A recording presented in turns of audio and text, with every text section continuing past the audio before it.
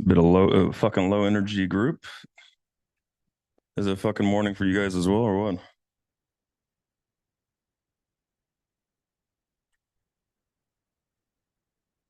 David, do you look up to anyone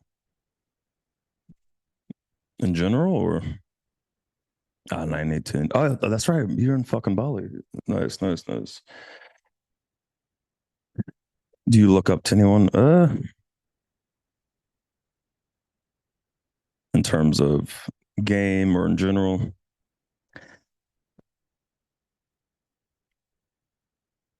Mm,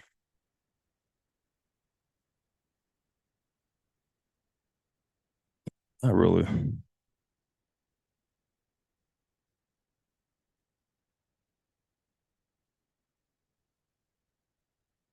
I think in terms of game, there was one guy during my journey that I agreed with on a lot of things. It was the first motherfucker that I listened to, and I knew this guy understood game. He understood, social dynamics. Understood women. There's one guy, and that is Patrice O'Neill. Just one guy.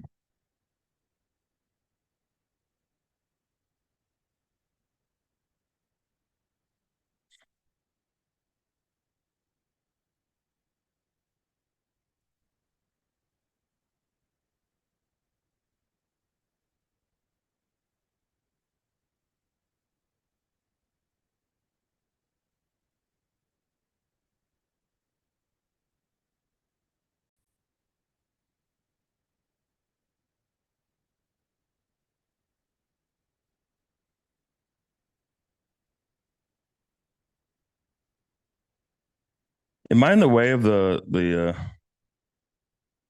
slideshow?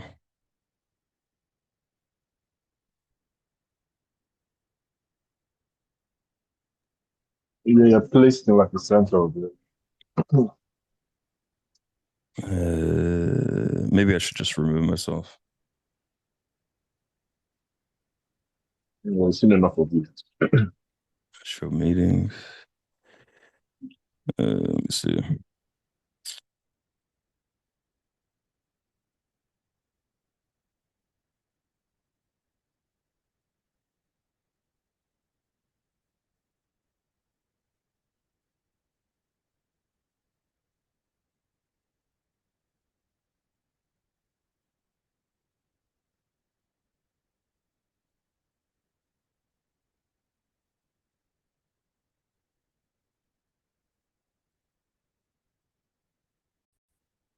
Is this better?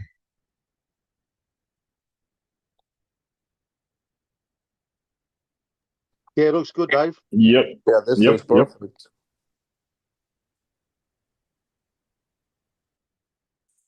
Did you ever game with Mystery or Ross Jeffries? It never gamed with, but I was supposed to have a game competition with Mystery back in 2018 in Vegas. There's going to be like a 1 week competition, cameras and all that shit. But I got banned from everything after a Vice News article, and that was canceled.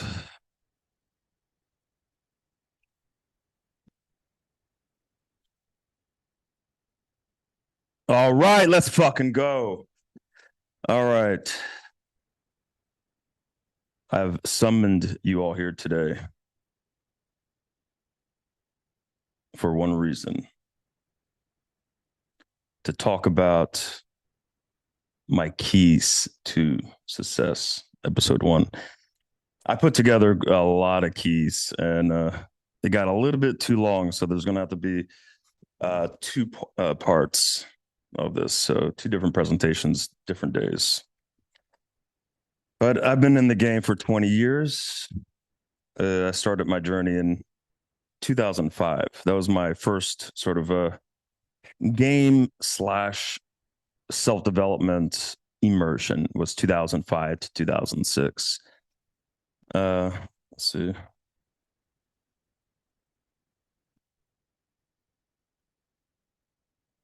All right. Yeah, so I started it was sort of it revolved around women, of course, getting better with women. Um but also improving my social skills. More specifically, my social anxiety. So I had uh pretty bad social anxiety. I had an issue around perceiving other people judging me at all times, but to a more severe degree. Um, so, like when you're in high school and you go sharpen your pencil, you have to speak in front of the class. In my head, I thought everybody was constantly judging me in the most negative way possible, almost like talking shit, fucking like disrespect, uh, kind of roasting you. Um, Yeah, and I injured my back. I played my whole life. I played sports, so my life revolved around playing sports. I was a star athlete in high school. I was very popular, despite being super popular. Uh, I still had issues, sort of talking to women. My social anxiety was way too strong. When I got injured and I couldn't play sports anymore, I had a sort of a moment to reflect on what the fuck I was going to do because I injured my back. I probably wasn't going to play sports anymore. I wasn't going to go to college for sports. And then it dawned on me my social anxiety, the things that were stopping me from talking to women, would lead to my adult life potentially and prevent me from not getting a girlfriend, but getting a wife, starting a family, having kids. It's like if I can't even talk to a girl that's approaching me, especially in high school, you're very popular star athlete. Girls come up to you and try to get your number or try to go out with you on a date. I mean, if I couldn't even talk to women in that regard, there's no way in my adult life I was going to be able to get a fucking wife and start a family. So uh, that kind of hit me pretty hard once I had that realization. So 2004, I was trying to figure out what the fuck am I going to do about this. I had no idea. Um, and yeah, one day in German class, we had a student come in to talk about his exchange year. I think he went to Belgium or something. Where for 1 year he traveled. He had to give speeches in front of the entire school, in front of classes. He had to travel around and talk to um, you know kids and everything. As sort of an ambassador from America, that forced them to socialize, that forced them to kind of take on all that pressure. I mean, you're talking in front of an entire school class, every other week. You have to learn to get over that very quickly. Yeah, and he talked about going to parties and traveling around and socializing with locals, and I thought, yeah, this is exactly what I need. I need to be put under this pressure and rapidly, very quickly, get over some of my sticking points when it comes to social anxiety, just social in general, but also it's going to help with women as well. Uh, yeah, so I actually got my first night game pull in 2005. That was a bartender. Actually, I was still in high school. I was a senior in high school, and I think she was like 28 or 27, but she was a bartender that worked there. She was from Australia. The funny thing is, I was going to go back to this bar. So for my 20th year, pool anniversary, I was going to go back to the bar that I pulled my first time. And I looked it up and the whole fucking thing burnt down. So this is the photo of the fucking bar that I pulled from that burnt down. And it's the table in the right corner here is where I opened the bartender.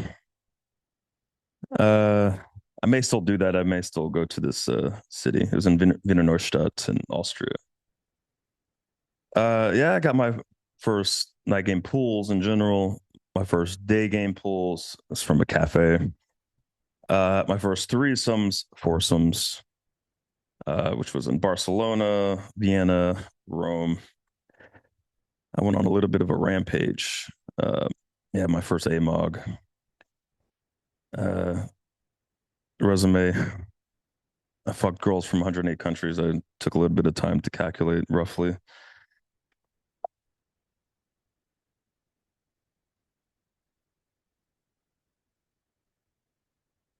see. Yeah, look, if you're an OG, you realize everything that we teach here is not fucking theory. It's not, chat GPT coaching. It's not fucking Dungeon and Dragon coaches from, the 90s and early 2000s. Everything is from years of fucking experiments, experience. I had no mentors. I didn't even have wings for years, the first years of this. I had one sort of wing, but he was a bit of an incel and didn't do much. So everything is a personal experience, a lot of failing. Got my first online lay in 2006 from Craigslist. Uh, how did you make money so young to travel so much? I was broke, motherfucker. I was broke as shit. Uh, Actually, when in 2005, I was really fucking broke, and I met a businessman from Germany at sort of a party, a bar, and I charmed him up and got a job writing emails for him and organizing in the office, and that kind of evolved into a lot more work for the business, and I made more money. Um, so yeah, he was paying me very fucking well at the time to do this job. So I got a little bit lucky that I was able to find this guy and make some extra money. I actually still visit him in Austria when I go down there. I also fucked his daughter. Um, First cold DM close was 2007 on Facebook. I did like a wife role play. Uh, Budapest 2018. This is some milestones. First approach close 15 nights in a row. I'm sure you heard Mark talk about this these 2 weeks. If you guys aren't taking the Budapest boot camps, the 4 day of the ROP, come to Budapest. Okay. It's some of the most fun fucking night game. A lot of great stories from Budapest. Anyway, any questions on this?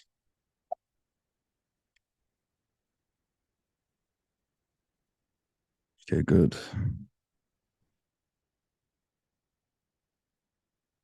How do I get to the fucking chat?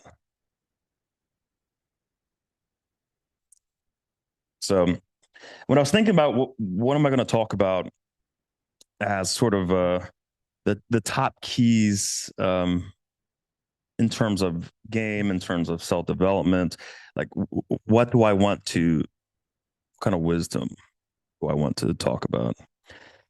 A lot of it's not specific to cold approach, specific to women really.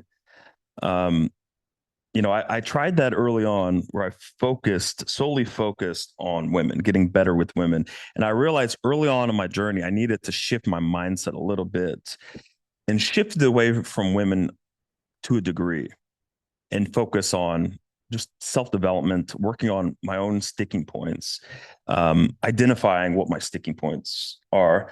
You could imagine if you don't know anything about game, you don't have mentors. There's no like YouTube at the time. There's no Facebook groups and all this shit. Uh, Trying to pinpoint your own fucking sticking points um, was pretty difficult. It's kind of hard to figure things out. Sometimes you thought your sticky points was X, Y, and Z. Turns out it wasn't, to something else. And then you have to come up with some sort of fucking action plan to overcome your own sticking points. I'm sure a lot of you have tried to go through this, and that's why some of you are in this group to figure this out. Uh, yeah. So after reflecting, I put together. There's so many fucking slides, so many different points. But I put together some of the things I thought was important.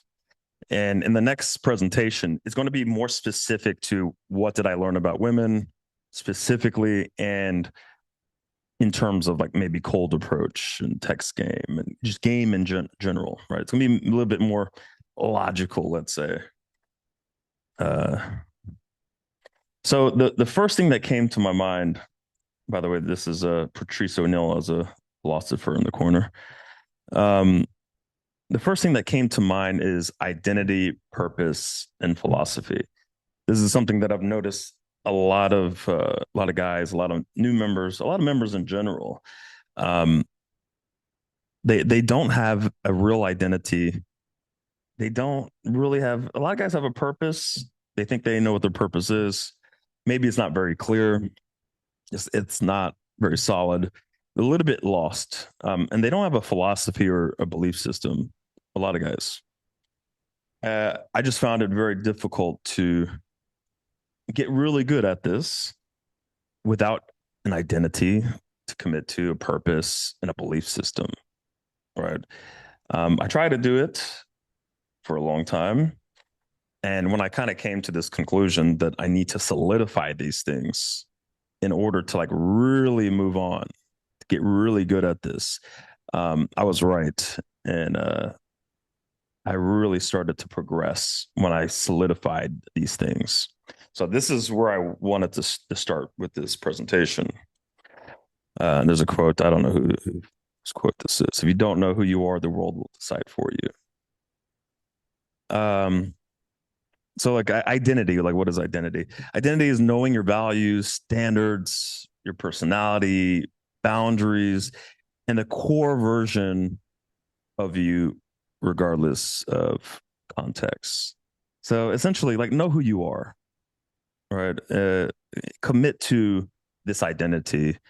Uh, be to a degree satisfied or happy with your identity, who you are. Okay, it doesn't mean you don't have sticking points or weaknesses. There's areas where you need to improve. It doesn't mean that, but let's try to kind of create this identity. Um, the way that I looked at it was almost like a video game character, right? And at one point, I actually sort of created a character of myself with like different powers and everything, right? Um, to try to kind of formulate the ultimate me, let's say, and then from there, I wrote down, well, what do I need to do to achieve this? To achieve, being able to walk up to a girl and say what I want with confidence and make strong eye contact, right? To have charisma and great fucking tonality and so forth. This really helped me kind of understand what who I want to become, let's say, right? What identity, and kind of lay out all the details so I could create an action plan to achieve it. Uh, yeah, you are not your past. You are not your trauma, right? Because I know there's a lot of guys in here. I have a lot of students that just talk about their fucking past, maybe their traumas, or like I used to be an incel. I used to struggle with this. I used to be this. I used to be bullied. I used to blah blah blah. Like, let's try to forget about your past and focus on that identity, your purpose, and formulate a belief system and move forward, right? You are what you choose to build right now. Okay. What I was in the past, 20 years ago, 21, 15 years ago, 10 years ago, 25 years ago, what I was then, my personality, what I felt, how I reacted to things, um, everything is completely fucking different today. It's like I don't even recognize that person, 20 years ago. How I felt, how I viewed the world, everything completely shifted. So, like, when I think about that person, that's like a whole nother fucking human being, right? So, you don't have to stay that person, right? You're able to kind of create what you want. And this is something that really goes over everybody's fucking head, it seems. You're working, you're trying to improve, but you want to like hang on to that past identity, um, past trauma or memories, whatever. You can let go of that shit and let's start new. It's a whole new fucking character. And like act yeah, exactly. Act as the character today. Like starting fucking today that you are working hard to become. So when you've really kind of visualized and maybe written down, you committed to a particular identity, the man that you want to become. You have your purpose kind of laid out. You formulated your philosophy, your belief system on game, on women, on dating, on life, on yourself, on whatever job, career, whatever it is, family, society, doesn't matter. Um, Once you have that, just start acting, behaving as if you were that character, that man that you're working to become. The way that I viewed this was if I have those three things, identity, purpose, philosophy, I've committed to it. Look, it's not going to be perfect. It's going to change over time. But you have to start somewhere and you have to commit to it. And over time you could adjust things. You will adjust things. Um, but if I'm going to commit to become that version of myself, if I'm going to work hard every single day, I've committed to it. It's a done fucking deal. It's going to happen. As long as I'm consistent, I work hard and I have a little bit of patience because it's going to take longer for some than others. I will become that character, right? I will become that man that I want to become. I just have to put in the work, stay consistent, and have a little bit of patience and work on it, right? So it's 100%. So I asked myself, like, why not start acting like or trying to act like what I think that man will be? Okay. I changed my mindset as if I was that person. There's a little bit of imposter syndrome when you're trying to do this, right? Um, but you get over it. Okay. Just stay consistent. Try to act like what you believe that ultimate you, how he behaves, how he talks, how he acts around women, how he handles pressure, how he makes decisions, how he feels, how he views certain things in life and society, yada, yada, yada. All right. How he walks, everything. Just act like that motherfucker. Okay. You don't have to wait for external validation. Um, it's going to be very difficult. It's going to feel like as you're going nowhere with this, you're going to have roadblocks and you're going to want to give up at times. You're going to want to wake up one day and be like, hey, I got other shit to do. Right? Maybe a week, maybe 2 weeks. It's all about absolute consistency. Okay. This is one thing I've also fucking learned when I tried to, do it once in a while, I tried to work on this here with 2 weeks break, 5 weeks break, maybe a few months off. I got into maybe some shitty fucking one-nighters for 6 months, which a lot of you motherfuckers do. And you come back to the mastermind. You come back completely destroyed. You learn nothing. You kind of lost sense of your purpose, your belief system, your philosophy is destroyed because you pandered to her fucking needs, um, her belief system, and you've lost your identity, and you're worse off than 6 months prior. The key is here. This is what I've learned: tedious fucking work every single day, like a full immersion into all of the things that you're working on. Everything that we're going to talk about here, everything has to be tedious. It's exhausting, mentally exhausting. It sucks. It really does suck. But if you are consistent and it's tedious work every day, you're going to you're going to progress so much fucking quicker. I guarantee that. When I adopted this, instead of doing like once in a while here, I'm not going to be too super consistent. I'm not going to immerse myself too much. I'm going to take it slow. It just took a long fucking time to progress. When I decided to have this full immersion, not just in game, but in self development in all areas, all my sticking points. Tedious work every day when I wake up. Um, the amount of progress I made in 3 months or even 6 months was equivalent to my struggles for 4 or 5 years. It's a massive fucking difference. And when you start to see those results come in, that feedback come in after 1 month or 3 months or 6 months, however long it takes, you have a lot more confidence. You're a lot more optimistic, and you stick to it.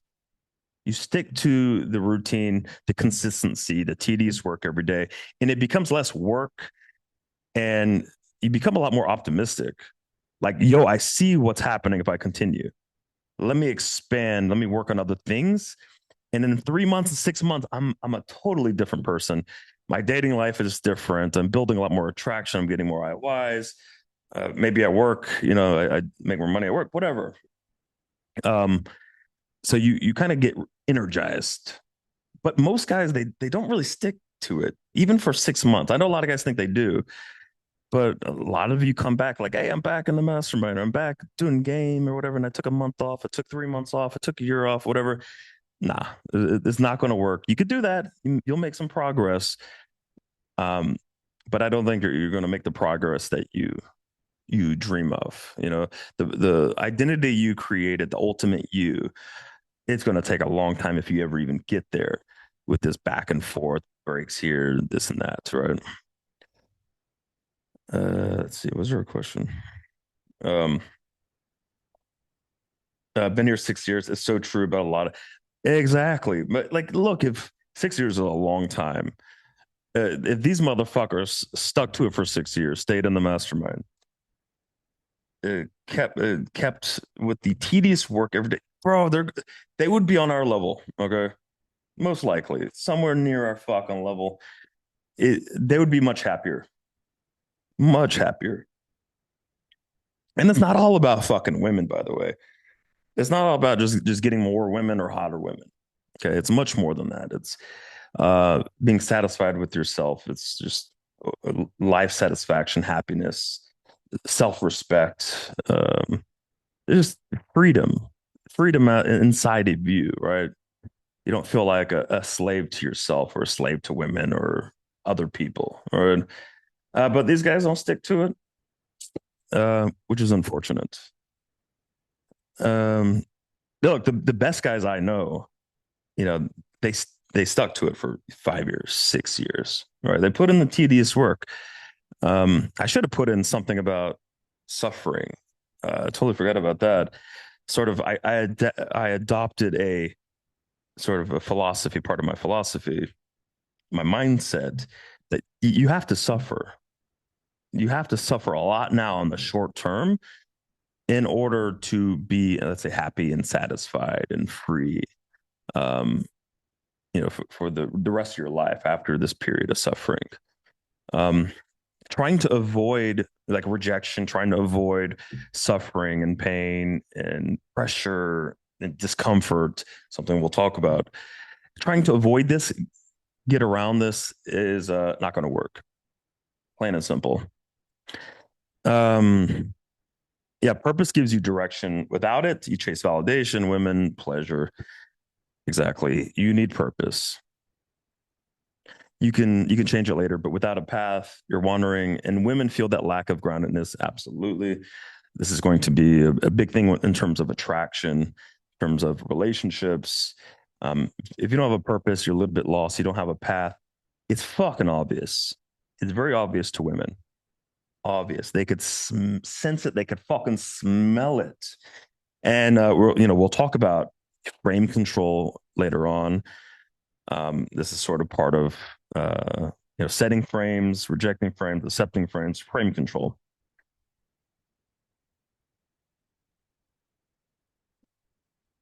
Philosophy. A woman tests your beliefs every day, not to hurt you, but to see if you actually believe what you say. If you fold, she can't respect you. That was a good quote from Patrice O'Neill.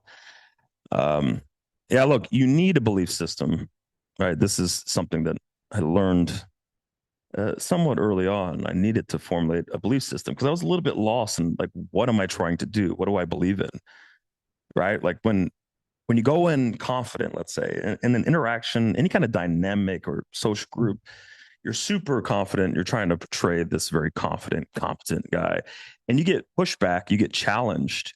Well, if you don't have a solid belief system, with dating, with everything, you're going to collapse. You're going to be lost. You're not going to know what to say. You're going to be trying to pander to what you believe they will accept, the validation that you're going to get.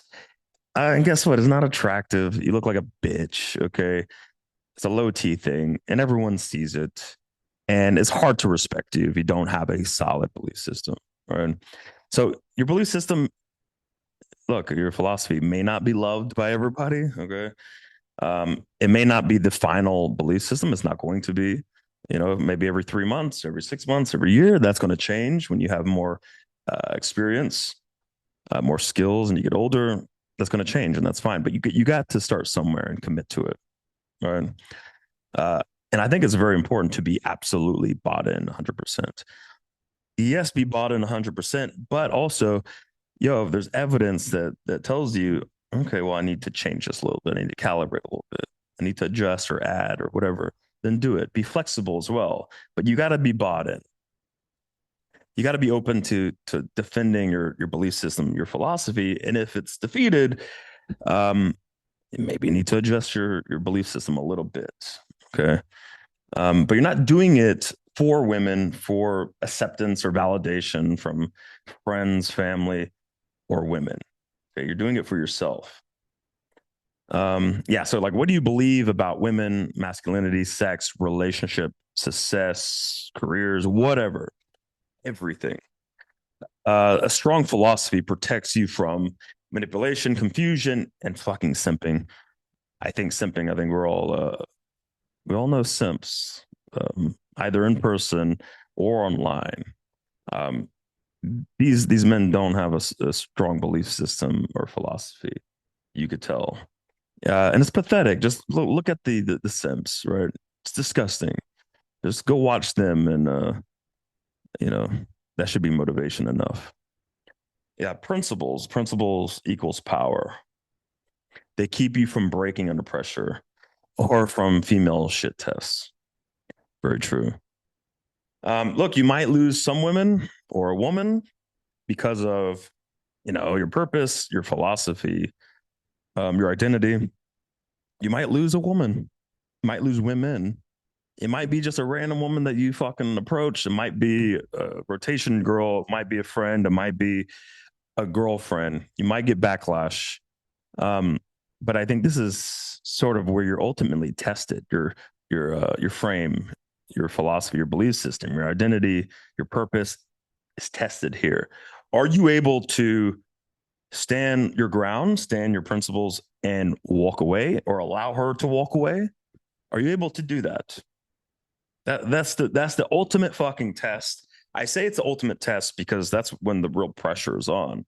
You're gonna lose that girl that you fucking like, or you're gonna lose that hot girl. And in a lot of your cases here in the mastermind, you may lose a girl that you just met for fucking 5 seconds, who's just a little bit more attractive of your type, which I find a little bit more pathetic. But there's a lot of guys like this, unfortunately. You have to be able to fucking walk away. Period. You have to stand your ground, stand by your principles, your belief system, your purpose, and you will be tested. If you have a strong belief system, a strong principles, a strong identity, a strong frame, you will be.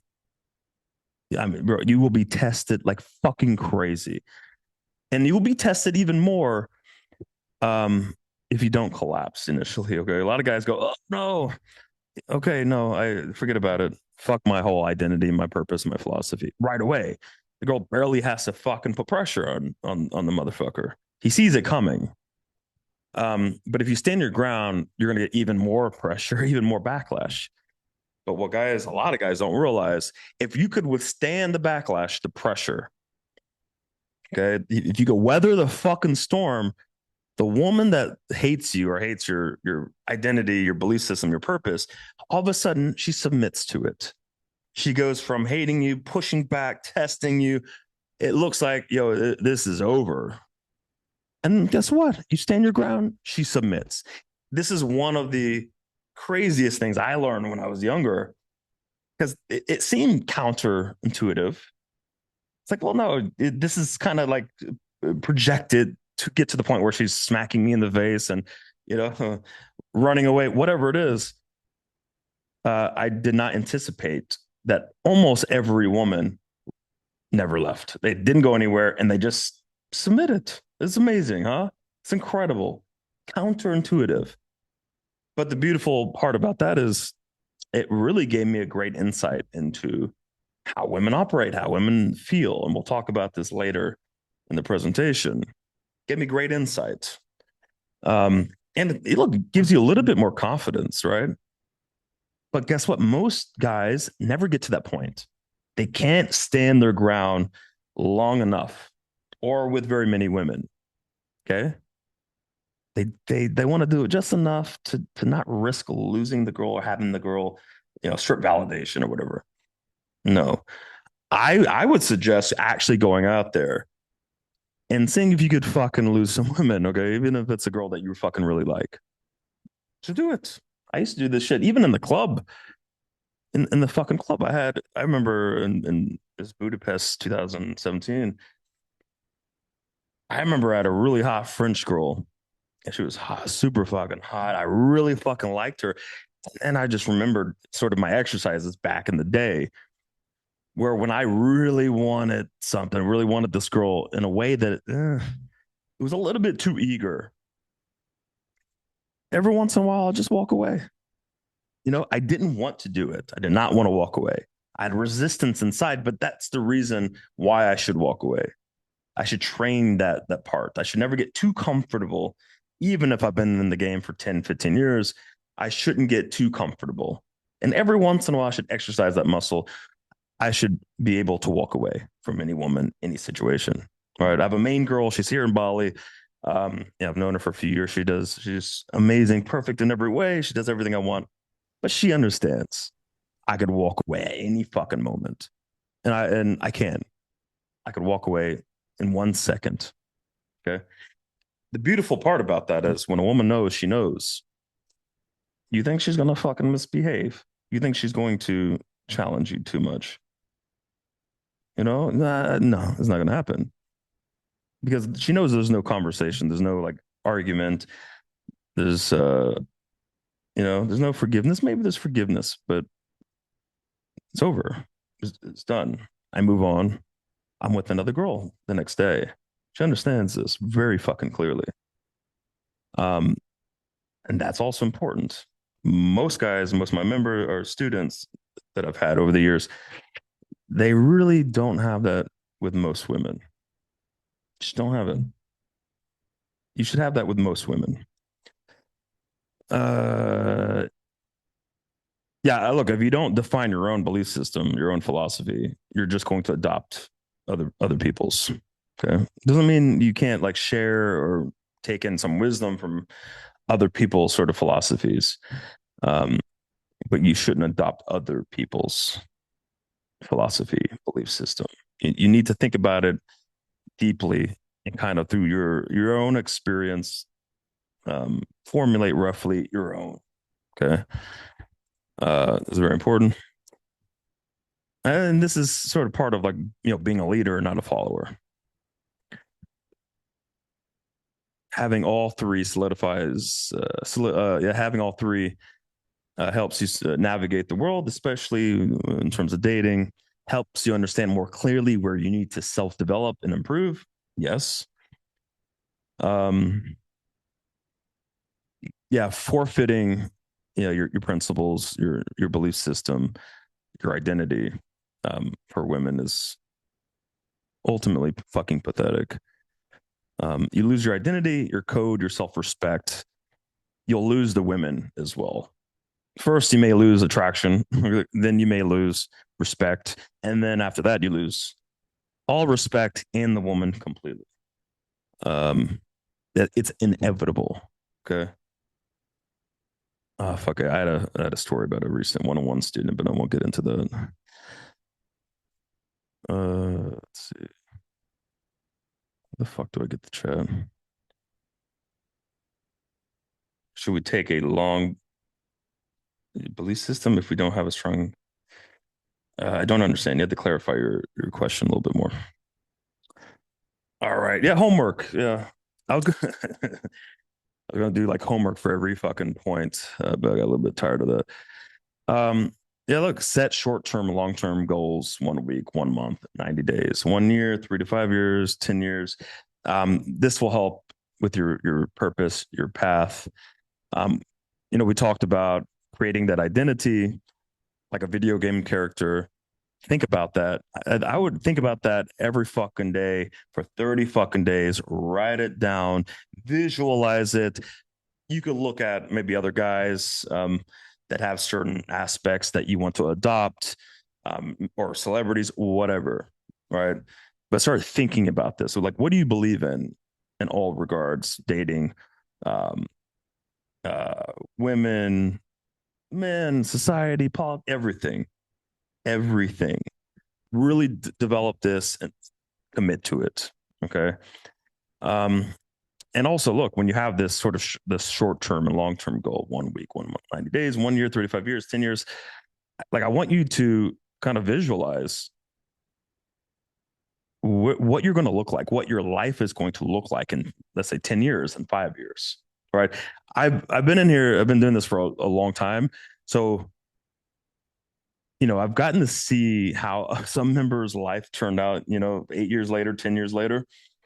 Um, and sometimes it turned out very well. They have a beautiful wife. They just started a family. They seem happy. She's hot. Great. Everything's good. Okay, for the most part. But there's some motherfuckers that aren't as fortunate. Okay. Um, and they're living in absolute regret in their relationship. And they're suffering. And they're a shell of what they could have been and what they used to be, actually, even when they were trying to develop. It's like imagine what you look like and how you behave, where you live, your lifestyle, what your dating looks like, what your girlfriend or wife looks like, how they treat you. Do they treat you with respect? Like visualize you, the ultimate you, and how you handle situations. All right, how you're treated in situations, how you talk, how you walk around, how you walk, everything. All right. Um, but I think it's also important to visualize the opposites. Okay, essentially, okay, the worst case scenario, or and I'm telling you, in some of your cases, because I've seen this with my own eyes over the years, very possible. Some of you will live the worst case scenario for the rest of your fucking life. All right. Visualize what the fuck that looks like. I think that's important. That's motivating for me, right? Something that I thought about when I was 17. I can't talk to fucking girls. What does my adult life look like? Just childless, no women, no pussy, no wife, no nothing. Like, what does that look like? It's very a very bleak fucking future. So, like, what does it look like if you're not consistent? You're not working hard every fucking day. You're not optimistic. You're not sticking to this. What does it look like? Um, you know, imagine. I wrote the whole fucking thing. Imagine the obnoxious, overbearing, ugly, fat fucking wife. Okay, in life that uh you'll have if you give up. Picture your kids looking at mommy yell at daddy, totally emasculating you. Your daughter joins OnlyFans at 18. Your son is low T. Never had a proper masculine father figure, which, a lot of you guys, I've talked to a lot of you guys, you just did not have a father figure or a masculine father figure. You just didn't have it. And you see how much you're struggling because of that. You don't want that for your own kids. If you don't have kids yet, you don't want that for your own fucking kids. It's sad. No man wants that. Okay. You'll always submit to an overbearing fucking woman, or he will, your son, when he grows up, will submit to an overbearing woman that dominates him. And you have to watch that into your old age. See your son just fucking low team pathetic, being dominated by some fucking feminist bitch. Like that's a rough way to end, to live your last years on this earth. Um, like eventually, I'm sure you guys, maybe some of you have experienced this. Your wife or girlfriend will come to you proposing an open relationship. Okay. Maybe, she has a friend that's in an open relationship. Sarah and Jeff, they come over for barbecues, and you always think Jeff is a bitch. He's a fucking simp. He's a fucking incel. This guy's pathetic. Well, guess what? He's in an open relationship, and your wife is coming to you proposing this, and you kind of understand that your marriage or relationship is over, but you're too pussy to end it, or you want to stay for the kids, or you want to avoid the divorce. A lot of guys will just submit to it, which is also pretty pathetic. Um, but she conveniently has a date already. That day after proposing this and you accepting. Probably the coworker she's been sucking off for the past 6 months. Um, Probably coming inside your wife, your girlfriend, in her ass and her pussy, all over her face. They're laughing at you because she comes home, kisses you on the cheek. You're fucking kissing his fucking cum. She gets turned on by this, by the way. She gets turned on by your pain and suffering, how pathetic you are. Right? She loves degrading you with that new guy. Right? Yeah, you stay married for the kids. You avoid divorce and her taking everything from you, which she does eventually. She's going to do at some point after she completely destroys you uh, in this whole open relationship thing. She really takes your soul, everything that you have, your any ounce of masculinity that you have left, or integrity, or principles, anything. She takes the house, and her new man moves in, kicks you out. Um, while you're sleeping on a friend's couch, trying to build yourself back up. You send her 100 texts a day because you don't know what else to do. You just wish it was what it used to be when you first met. You think, you hope you could go back to that. That's the best case scenario at this point. Okay. You're begging for her to change her mind. I'm sure a lot of you guys have done this, and maybe just relationships when you were younger. You send her poems or flowers, and maybe photos. Look, this used to be us. We used to be happy. Remember when we went to Disney World? Yeah, and she goes, "Yeah, I remember." She's sitting around with her new man, literally laughing at these texts. It's so fucking pathetic. And by the way, this guy is probably like an Indian guy, like an IT guy, who came on a HB1 visa, laughing at you. How pathetic you are. Pretty sad.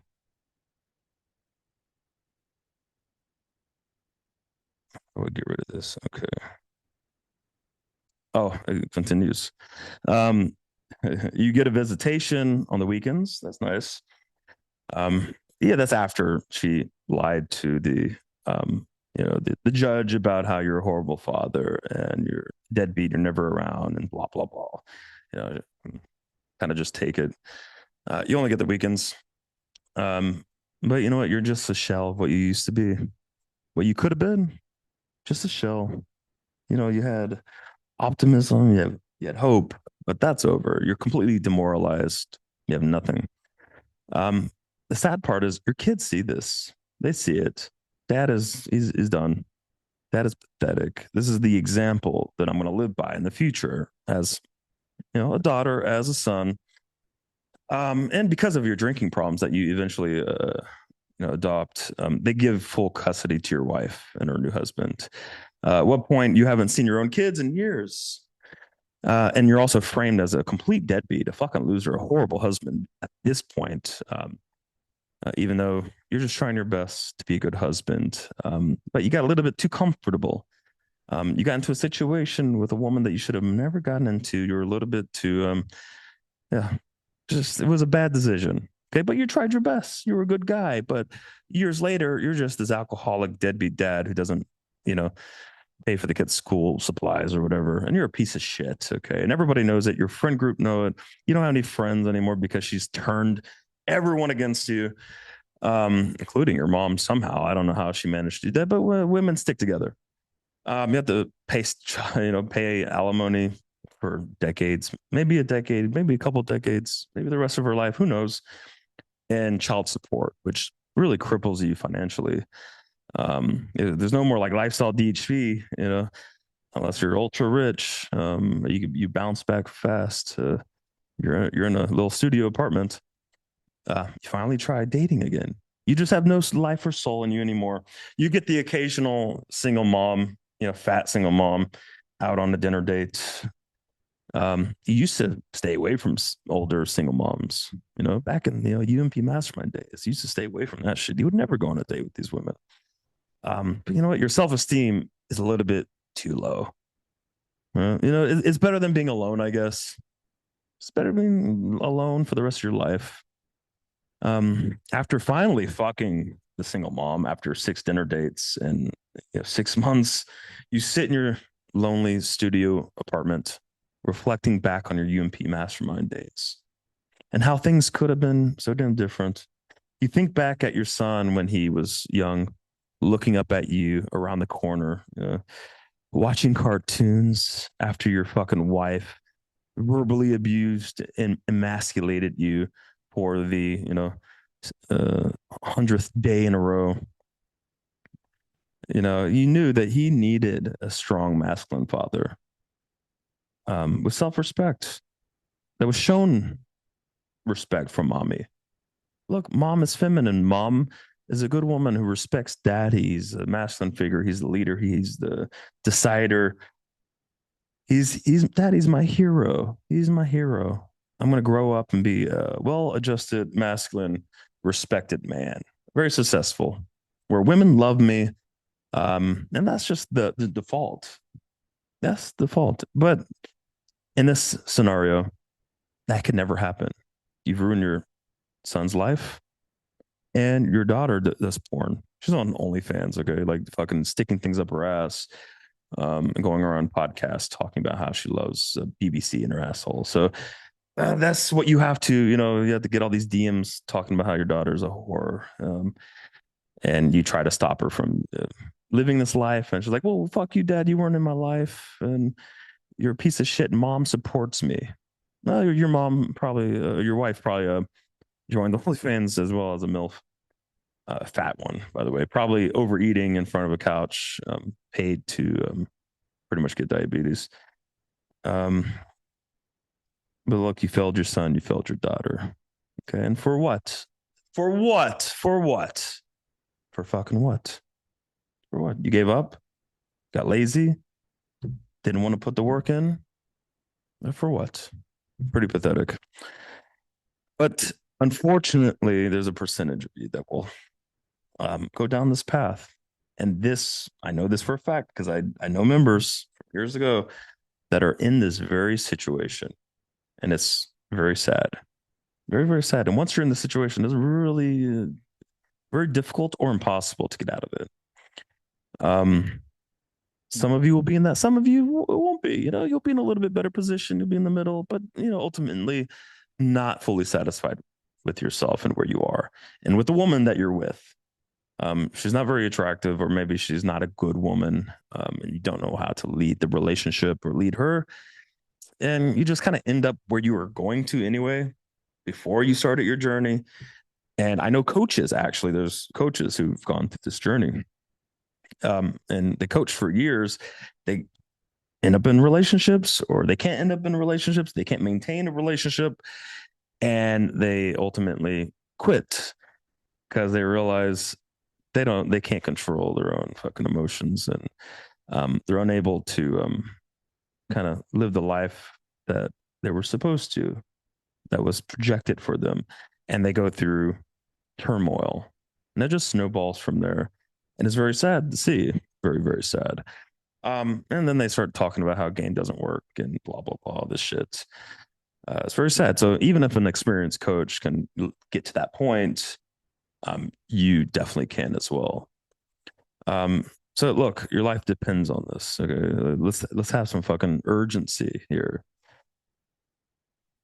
Any questions about your potential future? If there's any questions about that, let me know.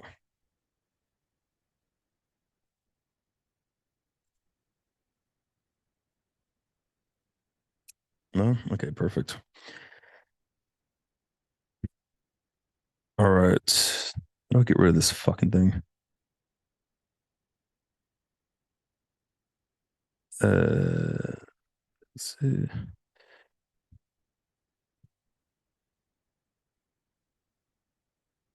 There we go. All right. Radical responsibility. Now I added this to the presentation because guys always ask me what were the sort of moments or periods or aha moments, things I've learned, whatever, that really skyrocketed my results. They got me from like one level to another level. I've been asked this for 10 years. Um, and the first thing that really comes to mind, there's multiple things, but one of the first things is I remember very clearly the moment. I did a lot of like reflecting and like sort of meditation in my room, thinking about everything. I'm thinking about my interactions from that day, relationships, ways I could improve everything. And I was thinking, like, you know what? I think I'm blaming external factors a little bit too much. You know, I think I'm blaming other people or other factors a little bit too much. I wouldn't say I had a victim mindset. Maybe if I looked at myself, back then, today, I would probably say that maybe. But it wasn't as strong as a lot of guys in this group. But I focused too much attention, too much energy on kind of chalking things up to like is outside of my control. Or it's other people's fault. Or maybe the girl's a bitch. Maybe she's this. Maybe she's that. Maybe blah, blah, blah. And I realized, well, this is probably not very good. And I thought about ways around this. And the most obvious one is just radical responsibility, just taking responsibility for everything that happens, everything that happens to you. Instead of first looking for other people or other factors to blame, your first immediate thought should be, it's my responsibility. What could I have done differently to change the outcome? Okay. And when I applied this to interactions, and a lot of you guys do this now, but when I applied this to interactions, it really opened up my mind a lot more. And I became a lot more creative, in thinking about all the different, even most subtle little ways I could have slightly changed the direction of the interaction. Um, how I could have built a little bit more attraction, how I could have got when I opened, the girl could have stayed there in front of me, squared up, even if I didn't build enough attraction, I could have gotten her in front of me. I could have hooked her. Um, I could have had just an overall better experience in this interaction. There's all these questions I could think about now and how I could have changed the direction of every single interaction. Um, and look, it's very empowering. Like I felt empowered just thinking about this. Um, it's empowering to feel like you can change any circumstance, right? Like this is the mentality I have for every woman. Every single interaction, the most difficult situation, interaction, girl, every single one. I think there's something I can do to build attraction and pull this girl. There's something I don't give a fuck if Lana Del Rey or some top celebrity who's married with to Bill. It doesn't matter. There's something I can do to like spark something, to get something going, to spark a little bit of attraction or interest, curiosity. There's something I could do with every girl. Now, maybe the chances might be 0.1% that I could, do this and pull a particular girl. Who knows what the percentage is? It could be 0.1, it could be 50%, it could be 2%. Who knows? But it could be very low. To me, there's still a way. Okay. I have pulled off some fucking crazy, crazy fucking pulls, some crazy situations. Crazy. Like I knew I had no fucking, they're so small. Everything is against me. And I tried everything and I thought deeply about what's the right move where I could just spark something and get something going. So like I have sort of evidence, some reference experience where if I really stick to it and I stay optimistic, positive, and I just think about solutions and creative ways to do something, to make something. This is why I hate when coaches go, "Oh, you getting, the girl's like not like into you or whatever, or it's like not super receptive on the open or gives an objection, you just walk away because blah blah blah. You're better than that. Have some stuff." Well, it's like, all right, well, you sound defeated to me. Doesn't I don't know. It doesn't sound. It would not make me feel very proud of myself. Okay, if that's the mindset that I adopt. Um, Especially during my journey here, learning journey. Um, eh, don't wouldn't like that very much. Fuck, like I have so many goddamn stories.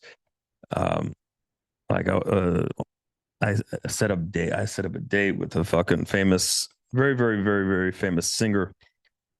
Uh, and I was very close. I set up a date and everything, but one of her songs became really big, became number one on Billboard, and started traveling. So like for that, I was like, yo, I was so close, so fucking close. The victim, it's not attractive. It's not attractive. I don't know. Do you guys like other dudes, other wings that are victims all the time? They're talking about what a victim they are. They talk like a victim. Do you like that in a wing or in a friend? I don't. It's fucking disgusting, right? Nadosium. Absolutely not. Nadosium is one thing. It's exhausting if you're a friend, if you're a wing, and they bring you down. Okay, like, you don't want to be around it. All right, even if you're a coach, it kind of brings you down a little bit, and you want to escape it. Okay, forever.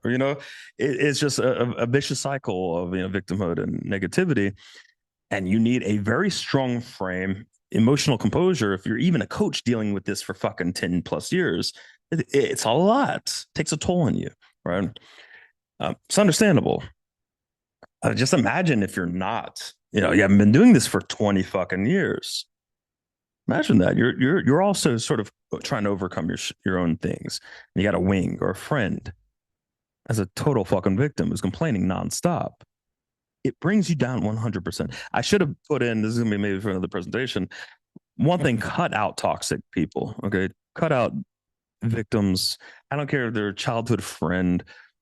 I don't care if they're nice guys. Who gives a fuck? Okay. This is one thing I've learned. And look, I'm a nice guy, I'm very loyal, but like you're trying to level up and people like this, they never say good job. They never support you. They always try to bring you down in one way or another, directly or indirectly. They bring you down, and you have to make a decision. Do you just want to be nice and loyal to a fucking loser, or do you want to like level up and better your life and be happy for the rest of your life?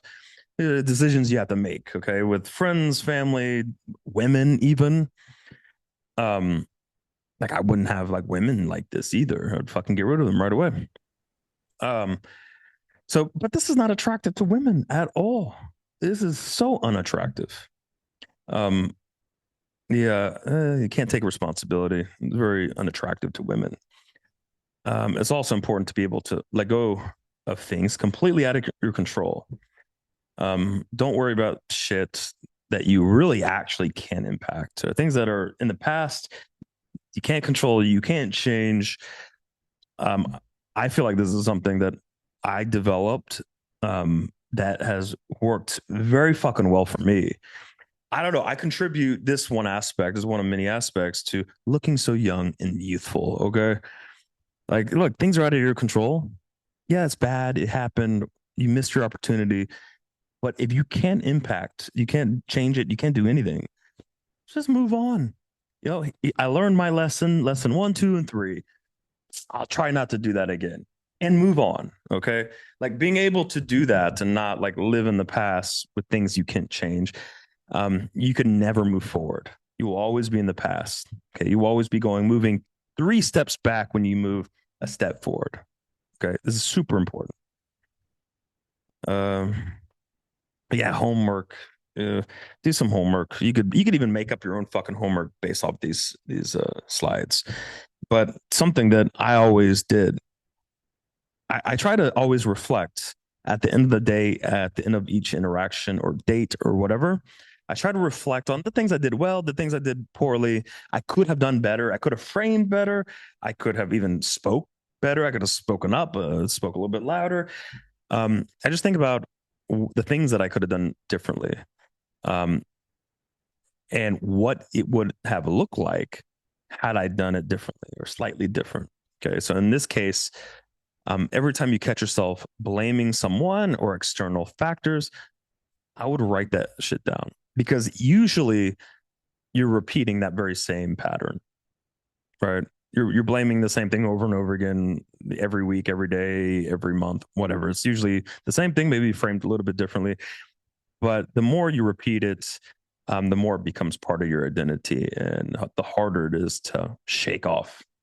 It's just know the longer you do this, um, the more years you're putting, um, more months and years, you're adding to your journey to getting to the point that you want to get to. Okay. 1 year is a long time. 2 years is a long time. 3 years is a long time. Never, forever is a long time. Yeah. So ask yourself, what could I have done differently? How can I learn from this? What did I learn from this? What are the lessons? And also be happy about the lessons you get from anything. You fail, you get rejected, things don't work out, bad things happen. I'm happy about all of those things. That's my mindset. I'm happy. I'm so fucking happy I failed. I'm so happy, like X, Y, and Z happened. I'm happy because I get to reflect on it and come up with lessons and solutions, potential solutions. Now, you may not always have the right solutions, but eventually, if you do this every fucking time, you will come up with the right solution forever, and you'll never have to deal with these issues ever again. So I'm happy every time I get anything like this I can learn from. Okay. Don't be one of those guys who are like, oh, I got rejected. This is the worst day ever. Oh, it's like, well, what'd you learn from the interaction? What'd you do right? What'd you do wrong? What could you improve? Like, what did you learn? Did you learn something about women? Even did you learn something about this particular archetype? Did you learn something about brats? Did you learn about women's psychology or emotion, the way they think? Anything? Did you learn something? And if you think about it deeply, you could always take away a few things. Now, some guys have issues coming up with things, but guess what? I had issues coming up with things as well when I first started. The point is to think about it, to shift your mindset, to get into a habit of thinking, to asking questions. And if you do that every day in 1 month, this is easy. Okay. It becomes part of who you are and how you operate. And that's when you really start to progress and to learn. So start changing the way you think and operate. All right. Seek pressure and discomfort. Okay. I think most of you guys already know this. This is pretty obvious.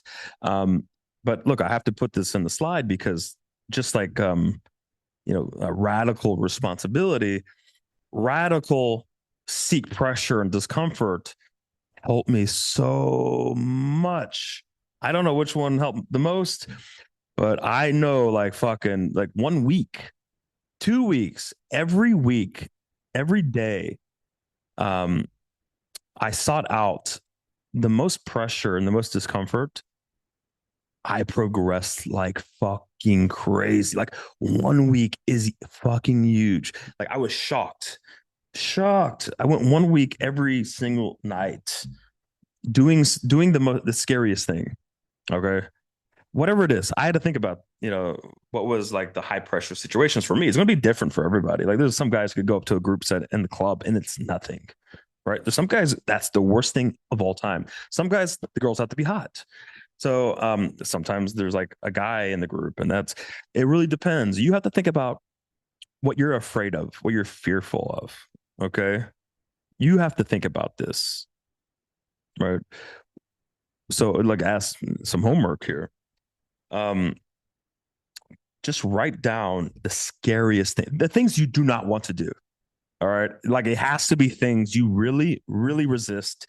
I mean, you resist it so much, you don't even want to think about it because you're going to have to write it down like that. make a list, spend a whole week, write it down for a month. Okay. Write down these things. Okay. And also, whenever you encounter something that's scary, that makes you nervous, that's very uncomfortable, just randomly, write that down too. Write it down. Then you're going to create an action plan. Okay. Sort of a discomfort, seek pressure, immersion for 1 week, 2 weeks, 3 weeks, however long you want to write it down. I think like 2 weeks, 4 weeks is good. Where every day, this is the only thing you focus on. Right. This is the main purpose, the main focus. Okay. It's not like going from open to close, pulling girls. It is, I'm going to, whether I get rejected, whether it goes well, whether I get embarrassed, it doesn't matter. It's irrelevant. That's not the goal. The goal is, yo, I'm going to I'm going to seek out all the uncomfortable, high pressure situations that scare me the most, and I'm going to go find it. I'm going to create it. Okay. For me, I had issues with like large groups in general. Like in high school, giving a presentation in front of the class was the worst thing.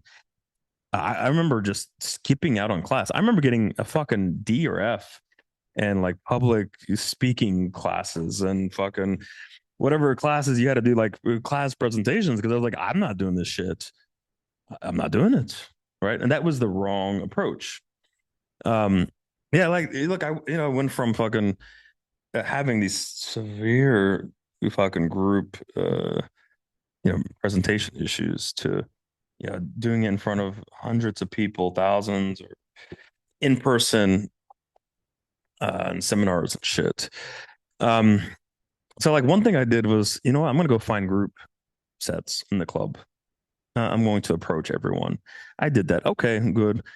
But I want to make it a little bit more uncomfortable. Like it's one thing to go up and sound nice and say, hello, what time is it? Okay, that's not enough pressure, let's say. Not enough discomfort. I got to go up. This is what I did. I just went up to a group of people, 4 women, 5 women, it doesn't matter. And I just stood in the middle where they were sort of talking to each other. And I just stood there. And it was awkward. I felt the pressure. And I was fucking nervous as shit. But you know what? What ended up happening, I thought the worst, you think about the worst possible scenario. What ended up happening is they just started giggling and laughing and going, hello, how are you? Are you lost? And then I'd be like, oh, that wasn't so bad. And then I would look around and go, oh shit, you're not my group set, and they're like, where's your friends? Where's your group? I'm like, I don't know. This is my new group now. Yeah. And they laughed and everything went well. And I started doing that over and over again as just a fucking routine. It went from like, something to get over pressure or discomfort, and it turned into just a routine I could do to break the ice, to shake it up a little bit. Pressure of silence, saying nothing. Exactly. Sort of like what I did in the group. I did in situations one-on-one as well, where I just talked less. A lot of you guys, you get nervous, you feel the pressure, so you talk. Some guys, they freeze and they don't know what to say, so they say nothing. They want to say the perfect thing. Depends on where you are on the spectrum. If you speak because you feel the pressure, shut the fuck up. Do exercises where you shut the fuck up. Right then and there, I mean, your interaction is going to go better. I know it seems counterintuitive. It's going to get better. Trust me. If you're another guy who freezes because you feel the pressure and you want to say the perfect thing, do the opposite. Say the most imperfect thing. Say the most retarded fucking shit. Okay. And by the way, that's how I learned. That's how I developed my tonality. And I learned calibration sort of on the spot. Is I got over the pressure of being perfect, saying the perfect lines of perfect things and avoiding like rejection or like backlash or whatever. And I just thought I'm gonna say the most ridiculous, weird, fucking fucked up shit, creepy, whatever. Um, and I realized if I just say it with confidence and really good tonality and charisma, women are just, I don't know, they're kind of retarded. They're like kids. They just fall into it and they just love it. It was a massive realization I had. If I go in and say weird shit, random shit, I realize they're like kids at that moment, by the way. when I was practicing this. And I go, women are like children. And then I started talking to women like children because I had a theory. There's childlike fucking behaviors and body language. Well, what if women are like children? And I started talking to women. Look at you. How are you? Oh, you're playing with your little this or that. That's so adorable. Where are you from? I started talking to women like little children, and they love it. I remember like two women in the past 15 years say something about this. Okay. Like, I'm not a kid, like, why are you talking to me like a child? But most women, 99.9% of women I've done this to, they just fall into this feminine, like little girl sort of type, almost like a role play, but it's natural. There's something in them, right? Just like when you have a very strong masculine dominant presence, you're going to have women, even the most overbearing women, going to fall into a more feminine, submissive space. And look, this is how I talk to most women, actually. Like when I approach them, I talk to them to different degrees. Sometimes it's a very condescending, and sometimes I just talk to them like they're little retarded women or like little kids. And it works.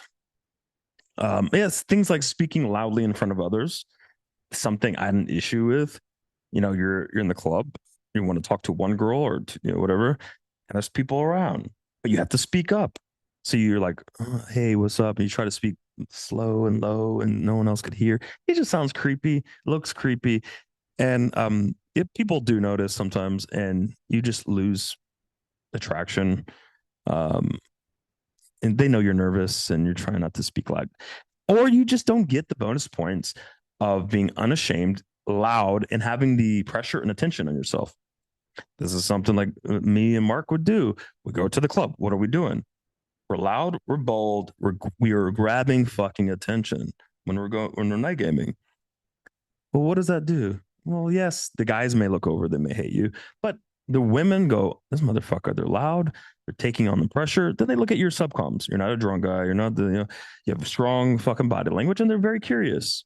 How can they know that there's a lot of pressure when you're loud and bold? That makes them very curious and immediately builds attraction before you ever even talk to them. And what ends up happening is girls come up and talk to you. They open you. They're drawn to this boldness, right? Um, don't negotiate which discomfort or pressure to avoid and which to take on. Exactly. Don't negotiate. It has to be the ones that you don't want to do the most. And those are the ones you tackle head on. Any questions about this? Please let me know before we move on. Some of the high pressure situations that come to my mind feel illegal. Yeah. I mean, I should say, look, if you're very inexperienced and maybe a little bit socially autistic or something, maybe don't cross the line. Maybe don't play around with the line that might feel illegal. Um, I kind of did that a little bit. I mean, where do you think all this like pulling hair and choking women in the club comes from? I've been doing this for fucking 15 years. Um, but I'm highly observant and calibrated, right? Like I'm looking at all the cues that she may not be for it and all the cues that she will be for it. And I baited, I take steps. And after 15 years of this, I just kind of know I don't have to baby step it. I know if I can get away with it or not. But look, if you're not that stage, I would avoid the things that may get you in real fucking trouble, please. I would appreciate that. There's other things that you can work on that will still help you, okay? Let's see. Any more questions on this? Oh yeah, homework. Make a list of all your fears. We already talked about this. Yeah, rank them. Rank them from the most uncomfortable to the least. Keep a list on your phone so you could add new fears, new discomforts when they arise. So that's something, oh, look, this made me feel very uncomfortable to say. I'll write it down so that I can actually do it later on or tomorrow. Yeah, and look, taking on this discomfort and pressure, I could get into this really deeply, but not today. Meditation and breathing exercises was a crucial part of me being able to overcome my own social anxiety and all the pressure that I put myself under. Like I would literally do breathing exercises and meditate within group sets or one on one or in the club. I would go in the middle of the fucking club and just fucking do breathing exercises and meditate. So I could take on that pressure and learn how to um, overcome all that pressure and anxiety when I'm in situations like tough situations with women or in general, right? That's something that helped a lot, but I'm not going to get into that because I didn't know really what I was doing. I didn't know it was called meditation, or I didn't know I was doing breathing exercises. I was just trying out and experimenting things that could slow down my heart rate because my heart was pumping out of my fucking chest. So I was thinking, how do I slow down my heart rate? Um, I was breathing heavily. Well, how do I slow down my breathing? Like that's not good, right? It's probably be better if I wasn't breathing so heavy. Um, let's try to figure this out. Let me experiment with a number of things, and I figured something out. Um, yeah, blah blah blah. Get a 30-day streak, and like again, like 30 days is nothing, but I put 30 days because I know you guys like. Well, 3 days is a lot for you guys to like be consistent with this sort of tedious work, which is insane. Like you guys want to like skyrocket your fucking results and become fucking straight up killers and have the life that you desire with the women that you want.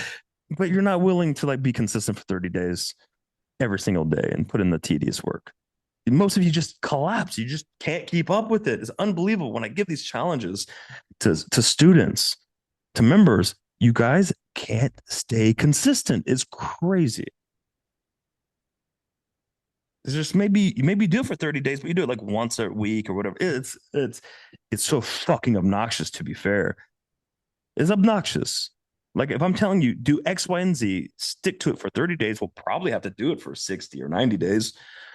And if you do that for 3 months, we stick to it for 3 months, you will save 6, 7 fucking years of work.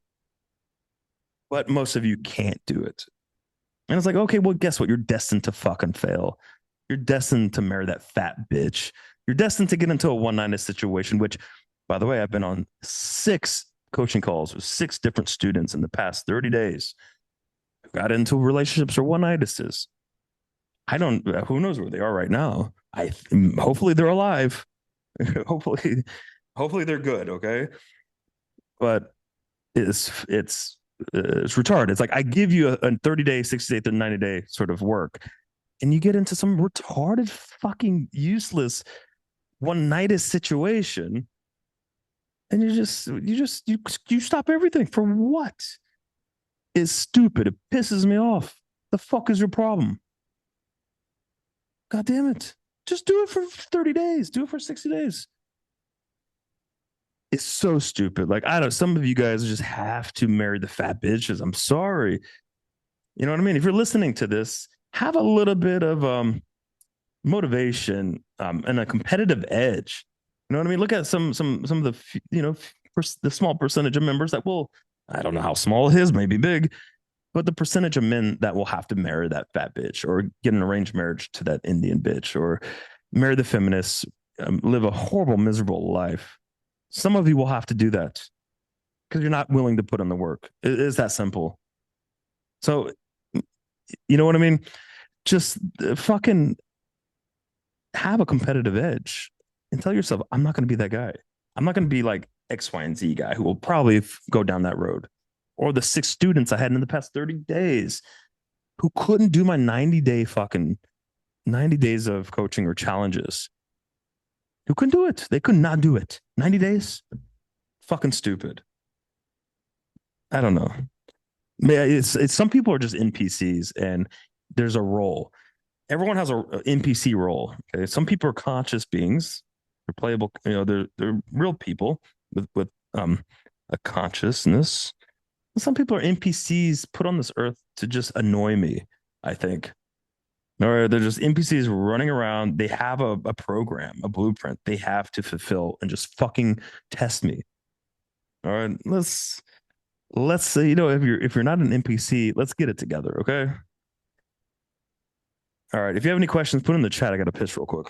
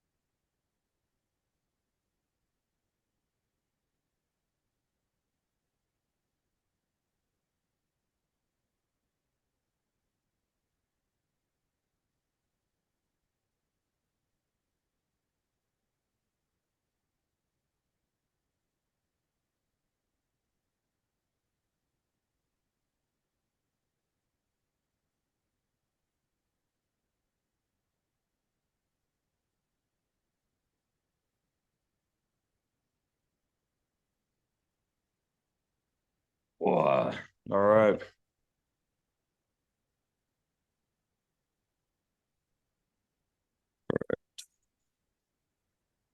All right. Next part. Again, for me, again, these are things that personally I found to be crucial points in my journey, um, that elevated me in many different ways. And one of them, it's obvious, but I'm gonna have a little twist to it. All right. It's not just experience. Obviously, everybody knows when you have more experience, I know you're better, right? You're better off if you just have more experience. And it's hard to get experience, blah blah. Okay. Um, but what I found was, the first line. This is for some of you guys, especially if you're engineers or IT guys. Get the stick out of your ass. Okay, you're not a robot. Stop taking yourself too fucking seriously and collect different, unique experiences. Okay. Now there's experience, of course. You're going to develop experience. The more women you fuck, the more dates you go on, the older you get, the more action you take, so forth. You're going to gain more experience over time. Right.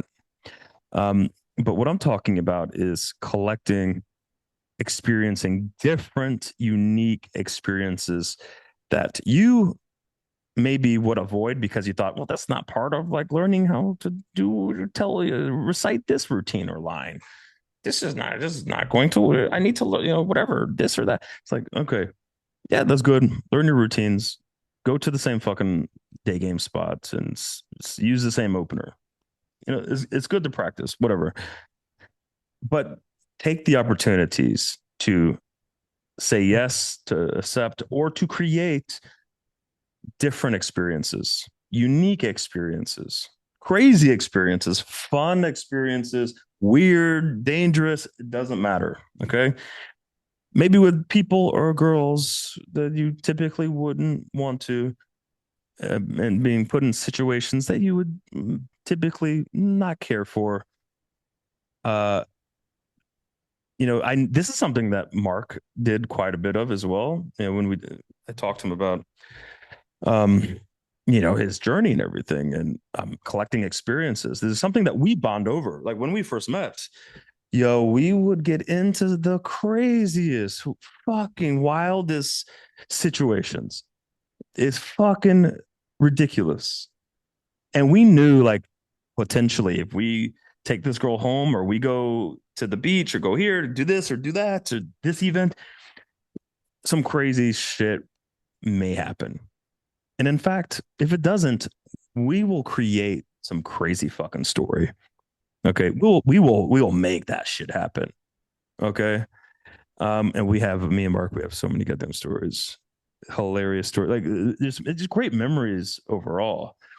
Um, but the great thing about this is, like, if you think you're a boring, uninteresting person with no experience, little experience, or no interesting stories to tell, you know what? You're only going to be able to attract women, attract so many women. Let's put it that way. You're not going to have a lot of stories to tell. And when you do your like pre-selection or DHV stories or whatever, you make them up or you just recite mine. I mean, it sounds fake. The girls know likely this is bullshit, right? Um, so create your own fucking stories. Say yes to weird fucking situations and experiences. Just do it for the sake of the story and for the experience.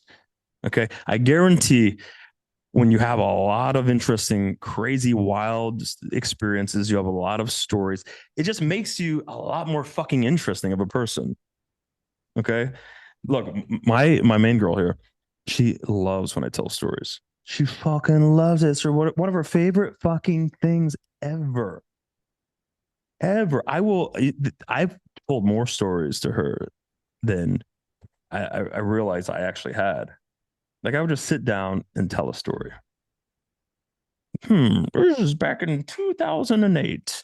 This and this happened, oh, there was a time where we pulled the Serbian girl and The boyfriend showed up and wanted to sit in the corner and watch whatever, and one of our friends was offended because Mark was doing a power move and making eye contact with him. I don't know. It's just fucking hilarious. Okay, but she loves all the stories that I have.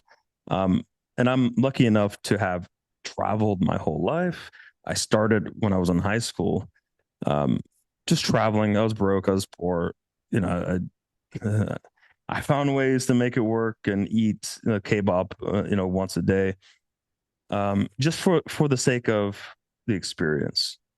You got to make a little bit of sacrifice as well, but you're just more interesting if you have more stories to tell, and the more authentic the stories, the better the storytelling.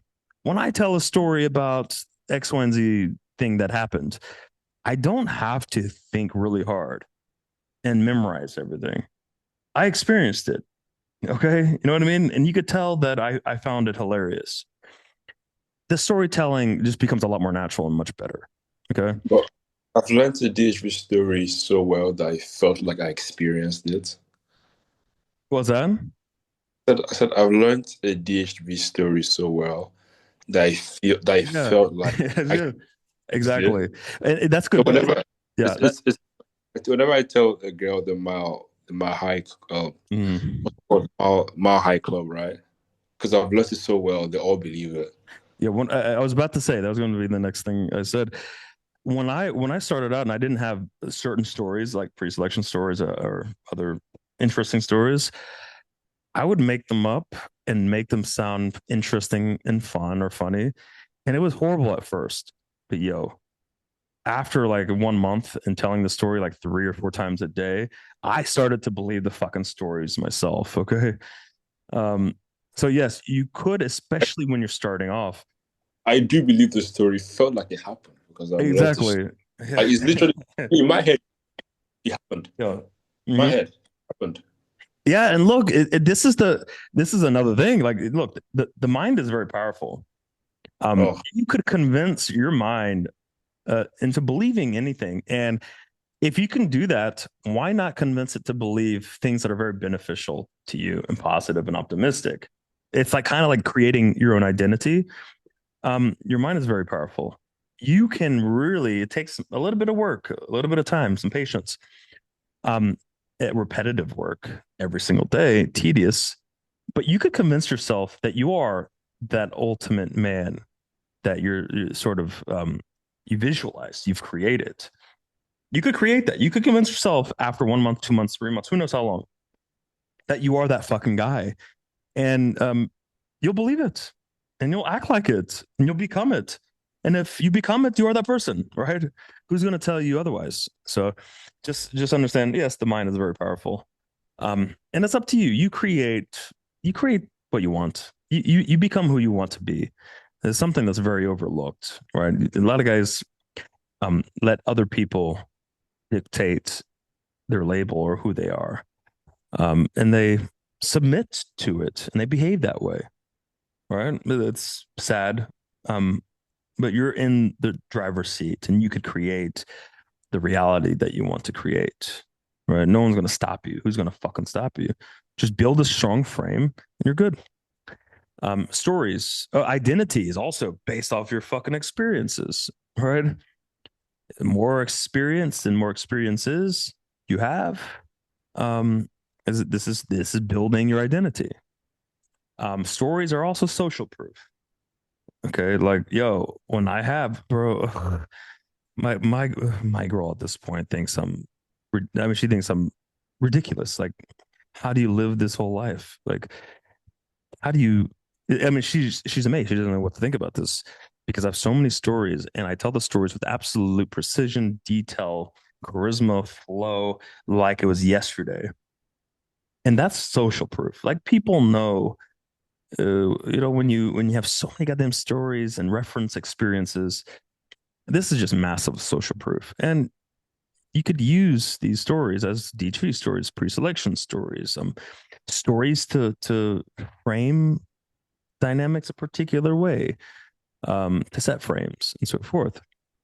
Uh, Shared stories, yeah, like also like the more stories you have, more experiences you have, the more you could relate to a lot of different people and a lot of different women, right? Like, I don't know, just some basic shit like I went to Bali and did I don't know, some yoga retreat or something. Like some bitches would be like, oh look, I went to yoga too. Okay. We have something to connect on, something that's relatable, right? Um, ability to give her amazing and unique experiences. If you can create incredible experiences for yourself, well, that's going to signal to her that you could create unique and fun and great experiences for her. This is just great value in general, right? This just adds to all the fucking value that you're displaying, right? Your value proposition overall. Tell you homework. Say yes to opportunities. Uh, say yes to opportunities for the sake of the experience or possible stories. Again, I know a lot of guys, especially on boot camp, sometimes when I go, hey, do this, say this, or let's pull this group of girls and do X, Y, and Z. And they're like, well, I just want to stay and do 5 more approaches and open with the same opener. I was like, okay, motherfucker, boring. It's how about just say yes? Let's do something crazy. Let's have a new experience, right? Now, look, if you've been on some boot camps with me, especially on like a Saturday night or the last night of a fucking boot camp, I like to have a little bit of fun. Okay, like I don't know if Emmanuel's here. I told he took a RP boot camp, and I said, "Yo, it's Saturday. It's the last day. Come out with me. We're gonna have a lot of fucking fun." And other mastermind members were fucking there as well. They weren't even in the boot camp, and we just had a fucking crazy, wild fucking night. It was just, and look, from that there was a lot of lessons, um, things to learn. We ended up fucking gaming on the streets until I don't know 11 a.m. We yelled at people in windows and brought in some random girl that was walking home from a strip club or something, and if like within minutes shoved her in the fucking car and went on this adventure, and it's great, it's incredible, right? uh yeah, like you could do things like open 5 women per day in places or in situations you would typically never, right? You don't always have to go to different extremes, but do something a little bit different, right? Open a woman in a way you'd normally not open, right? Or thought, hey, this is a little counterproductive. Um, you know, like I don't know, fucking opening a woman from across a restaurant to multiple tables, whatever, something different. Each week, write down all your new experiences. Like track this. What new stories did you create? And look, if every week you review your list and you're on week 4 and you have nothing, come on. If you want some crazy, interesting experience, you could easily do it at least once per week. Okay, you could make it happen. You could do it every night, but there's no excuse to go 4 weeks and you have nothing, no experiences to show for it, no stories. It's fucking stupid. Yeah, look, tell one story from the previous week in an interaction. It could be pre-selection, it could DHV, it could be a wild story, it could be something spontaneous. Take one story from the previous week and tell that story in an interaction. And look, adjust your mindset a little bit from practicing routines and lines to gaining new experiences. Again, this is a mindset shift for me that was huge when I thought about the value of experience and different experiences. This is including different types of women. Okay, from look, I've had women from, bro, I counted 108. It's probably more than that. I've had women from 108 different countries. That's different cultures, societies, different looks, everything. And I've been to over 40 countries. I've gamed, I don't know how many countries I've gamed in, but I've lived in or gamed in over 40 fucking countries. That experience with all kinds of different women and different cultures is fucking huge. Like just going to Kyrgyzstan and gaming, going to Ukraine recently. This is all fucking the last, 3 to 5 years. Going to those countries, I learned a lot. I even learned to be more assertive. more concise, more dominant, gaming these women, right? Because the standard's much higher. You have to. Um, let's see. Yeah. Any questions on that? Just let me know. This is a really good stream. Yeah, I mean, look, this is like I'm giving you guys a fucking. It's just unloading wisdom. Um, I'm so many nuggets and keys that you could just take and really change your life in 3 months, in 1 year, in 1 week, with 3 weeks, 1 year from now. If you take everything from this stream, and also the next two streams I'm going to do, I'm doing more of these presentations. It's going to be about female psychology, what I've learned about women over 20 years. It's going to be about sex. I may do a part two about the keys to success, right? But I'm going to be doing more of these presentations in the coming weeks. If you really take in all this information, because this is the things that are on my mind that help me get to the point in 20 years that I'm at. All right. And this is lived experience, motherfucker. This is experience. I did not have a mentor. I didn't know pickup even existed until what, 2017. This is all my experiences. This is my experiments. This is failing, figuring everything out on my fucking own. All the shit we teach at UMP is from my experience, okay? Or personal experiences between me and Mark. This is us going through the journey at a different place, different stage, like you guys. But we just happen to be at a far more experienced and advanced stage. But we went on the journey and we did it ourselves, right?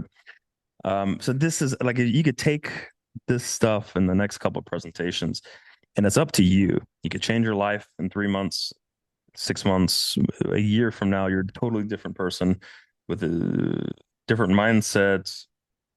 Blah blah blah. Right? It's up to you. Hopefully, some of you take action. I know some of you won't. Okay, this is not for everybody. This is for the people who actually really fucking want it. Frame mastery.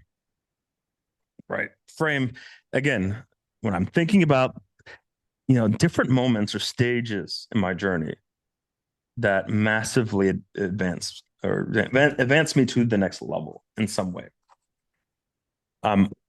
Understanding frames, even knowing what frames are, was massive. Now, mind you, this is before YouTube, before all this pickup groups and shit, or at least before I knew they existed.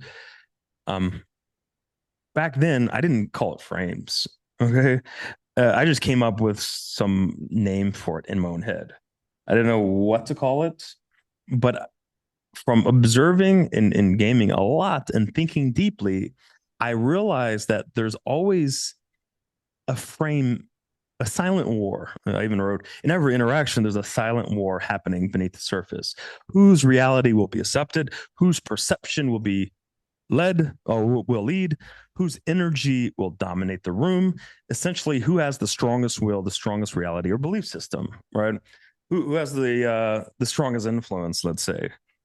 And this is something that I realize just talking to people in general, at work, with women on dates, interactions. There is this silent battle when you really, really calm down, relax, you breathe, you have a clear mind, and you sit back, you shut your fucking mouth, and you just listen and observe.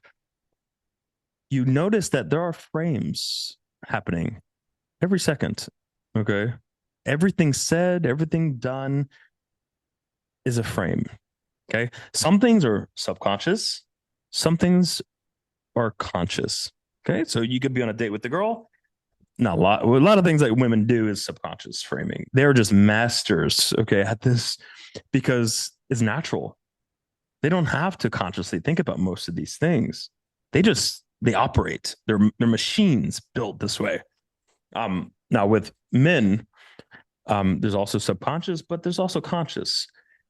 And I noticed with a lot of men, I noticed like, yo, some men that I talk to are just really good at putting that pressure on you and influencing you and getting you to believe or do certain things. I found that very interesting that, when I was learning this stuff, that I was pretty good at it, but some people were better than me. Right. And I thought that's very interesting. Why are they better than me? How are they better than me? And this is something I dived really deep into. Right. I dived very, very deep into this. So when I really started to think about every action or word as a conscious or subconscious frame or motive, like there's a motive behind everything that we say or do, whether it's on purpose, whether there's a conscious reason, motive, or it's subconscious. There is an objective, there's a motive. Okay. Now you can you could lead that frame battle, okay? Um, or you could submit to the will of other people's realities and their frames. Okay. Sometimes it's in the middle, right? Some people completely submit to other people's reality and their framework. There's some people that are just fucking masters, and they dominate the narrative. They dominate the reality. I mean, you could just look at Donald Trump. I've never seen anybody with a stronger frame than Donald Trump. And I remember in 2016, I'm listening to him speak, and I'm going through all his speeches and everything. And I realized this motherfucker, like people are calling him retarded or stupid or this or that. But I saw past it. This motherfucker, he's speaking very carefully. He's communicating very, very, very carefully. Everything he's saying or doing, in the way he's saying it, he's trying to create a narrative. He's trying to emotionally impact you. So not only is he trying to communicate very carefully, um, and kind of create a reality for a large amount of people to talk about a narrative, which he does like every fucking week. Um, he wants you to feel. He wants you to feel. He wants to spike your fucking emotions. And he found ways to do this through the media. He found ways to do this through all the frames that he sets, the way he's framed everything, the way he says everything. He is very calculated and he knows how to spike emotions and he knows how to spike the emotions that he wants. And it's absolute frame mastery. And for everyone to think he's not doing it, to not realize he's doing it, he's a fucking idiot. It's even more mastery. Okay. Like this is it's worse if everyone thinks you're doing something. It's like, oh, okay, the gig's up. We know what you're trying to do. But to do it and to have other people think that you're just a crazy person is incredible, amazing. So he's a master at frame control. Look, Patrice O'Neill also incredibly strong frame. Watch his interviews with other women on his radio show. There's like interviews with women and porn stars and so forth, or other men, simps. He has a very strong frame and he forces his reality and his belief system onto other people. And well, they respect and love him for it and hate him at the same time, but he brings people around as well. And if they don't, who gives a fuck? Okay. It's beautiful to watch. So, like Patrice O'Neill's, Donald Trump, they're very good at this. Um, so, sort of like, where do you start? Like, a lot of people ask, like, well, how do I learn this? For most people, the best thing to do is to actually just start thinking about this. Most guys don't think about frames. They don't think about every frame that's being set consciously or subconsciously. And what's the motives behind it? Okay. They don't think about this. And they don't think about it in a very tedious sort of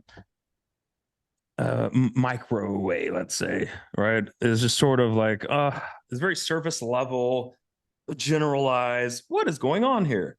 No, you got to go deeper. And if you walk away from every interaction with a guy or a girl or any situation, and you think about what frames are being set here, right? What are they trying to set? What do they want? What do they want me to feel? What do they want to get out of me? When you start thinking that way, you can now really start to think about, what do I want? What frames do I want to set? What do I want to get out of this dynamic? What do I want this person or this group of people to feel? What exactly do I want them to feel? What do I want them to perceive about the situation, about me? What reality am I bringing these people into? And how do I do it? So now you start to shift that focus over to, okay, I'm going to be on the offensive. I'm the one that's going to impose my frames, my reality onto other people and other situations. And how do I do that? Right?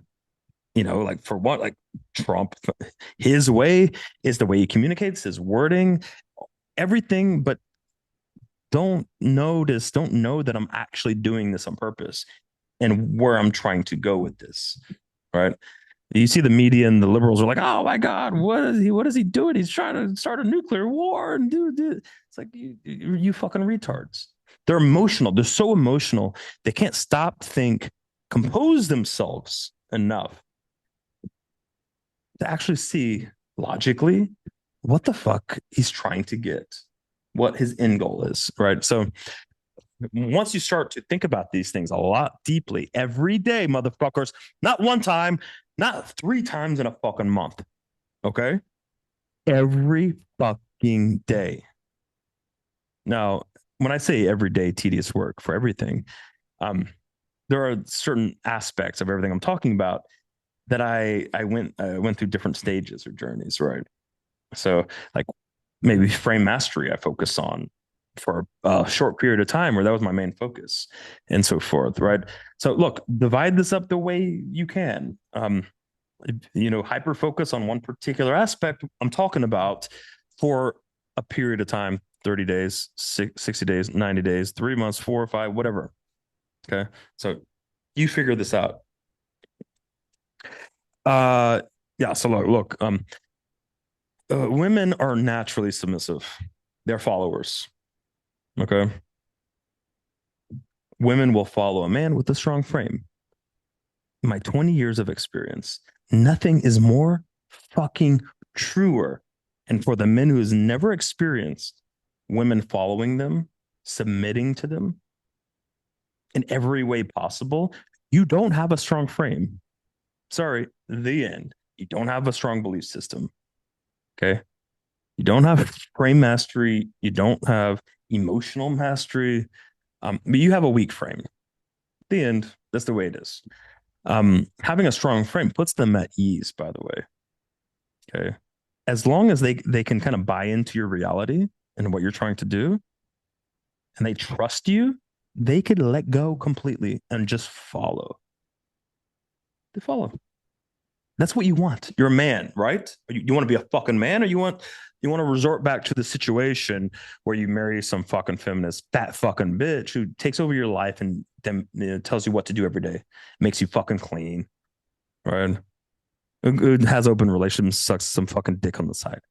That's a weak frame. That's a weak man. Okay, a man with a strong frame, that would never happen. The end. Strong frame is centeredness, groundedness.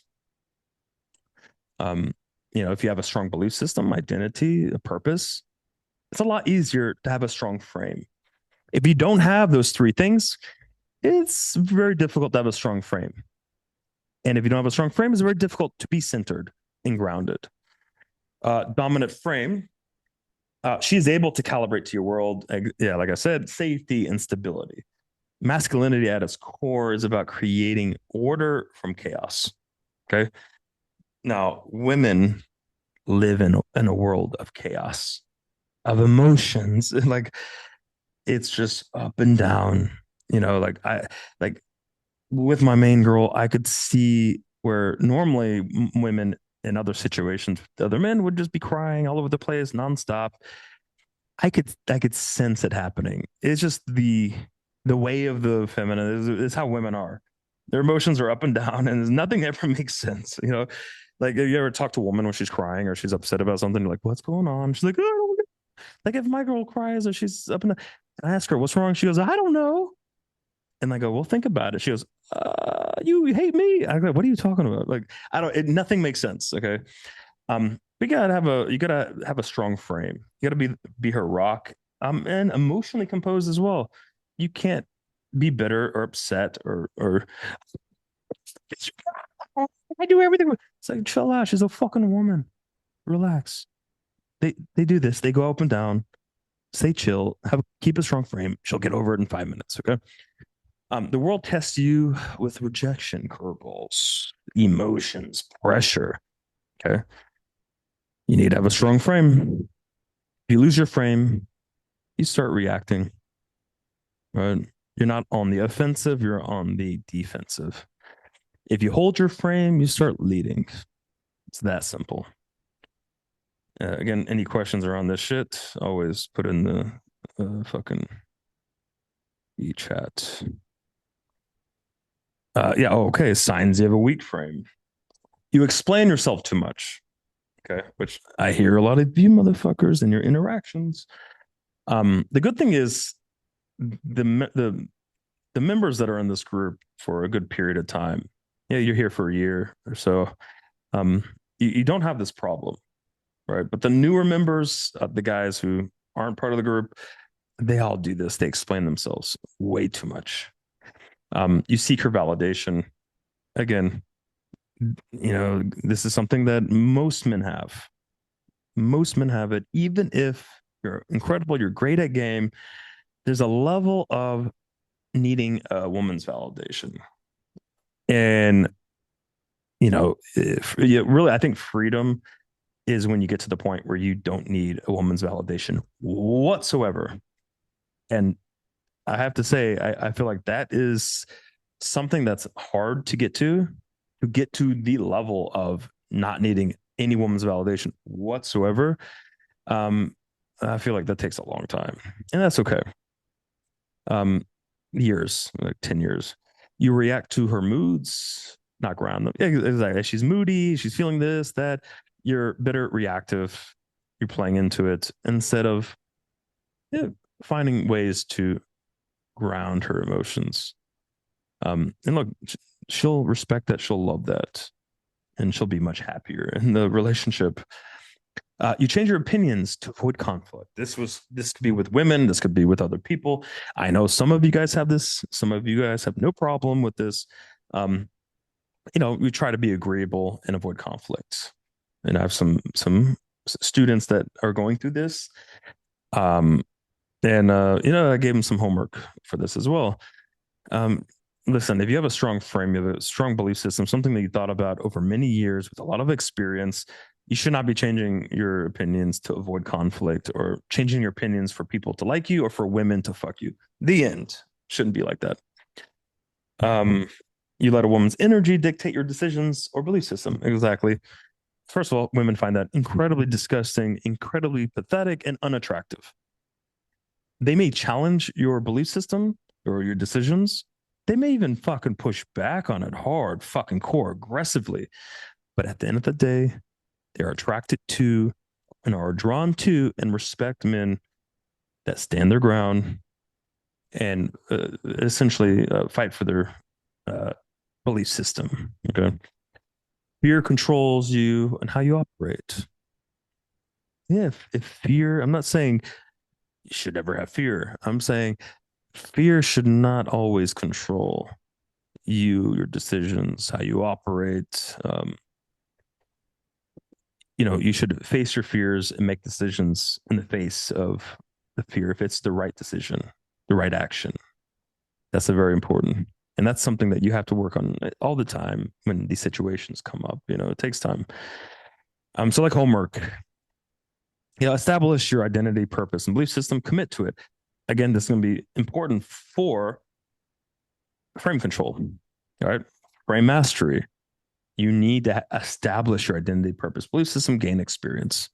After interactions with girls, friends, coworkers, whatever, write down the frames that were set that were rejected by you or the other person, the frames that were changed by you or the other person, or that were accepted. Essentially, it's a little bit easier to like think about the other person and what they're trying to do. Um, what do they want? How do they want you to feel and to think? What were their motives? What were they trying to do? Was it conscious or was it subconscious? Sometimes I could tell when someone is doing things subconsciously and when they're doing it consciously, right? What is their motive? What is compelling them to act in this way? Think about this all the time. Look, bro, I did this homework for years. I am programmed and fucking wired. I cannot help but think about these things. I can't help it. I can't shut it off. Like if even if I wanted to shut this shit off, I just could not do it. It's my brain is reprogrammed. I see it everywhere. I think about it every day. But the good thing is, it's not work for me. It's not tedious work. Okay, it doesn't stress me out. It's easy. And I'm glad I'm at the point where it is easy and it's not work because for a long time it was work. Like yeah, in my head it's like a tennis battle back and forth. That's how I kind of envision this battle going back and forth. Um, and like I'm thinking about like what TV shows you could watch. And I'm sure you could go through all kinds of different TV shows or reality TV shows. I'm sure there's plenty that I don't know about, but one that I like is Love is Blind. I've watched every single episode, every season of Love is Blind. Plus, I've watched the Habibi one, is the one in Dubai. I've watched the fucking Italian one. I watched the German one. I watched the English one and some other fucking language country. I don't remember which one. Um, and I love these episodes, this show. If you don't know what it is, they put men and women in rooms, and there's a wall separating. They can't see them. They don't know what they look like, anything like that. And they go on these like blind dates, essentially. They all fall in love, and they meet every once in a while in these rooms. And at the end, they propose marriage. And sometimes they get rejected. Sometimes they say yes. And then they go to essentially a honeymoon where they finally meet in person each other, right? And they live there, and that's documented. And at the end of the show, there's weddings, and they go up, and they have a priest. The family's there, and by the way, the family usually have no idea what's going on. Like they think it's a real fucking wedding. They're confused, and they one says yes, the other says yes, or one says no, one's heartbroken. Why not? And and of course, I think if you get to the end of the show, you make more money. So I think there's also incentive um to make it to the end. So essentially, it's kind of like make it to the end, make your money, and you could say no, leave, or you know what, you could say yes and get married, and they actually get married. Uh, but this is a really good show because there's always frames being set back and forth, and also this dating, this is attraction. You know what I mean? You could see like which women are not really into which guys, and what frames are being set, and the girls are like, you're not a Trump voter, right? And the guy's like, oh no, I would never. It's like, okay, this is very interesting. Okay, I love this. So I watch this with my main girl, and I will. I mean, I'm sure it's really annoying for her. I just spend the entire episode breaking down everything that I see, and I love it. Watch this shit, okay? I may fucking do some live streams, some watch parties in the mastermind where we just watch a whole season. I think that would be really interesting. Catch yourself when you had a weak frame, write it down, visualize an alternative path. Okay. You give in weak frame. Well, guess what? Let's write it down, learn your lesson, and visualize you doing the opposite. And what would that look like?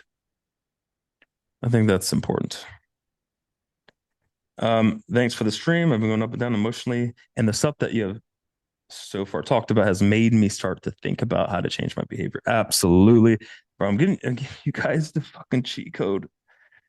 I'm giving you guys the fucking cheat code, like just the blueprint and the framework of absolute success here. Okay. And look, in the next 2 or 3 live streams I'm doing, there's going to be even more cheat codes. Like this is worth so much fucking money. Holy shit. You guys, $69 a month. Are you fucking kidding me?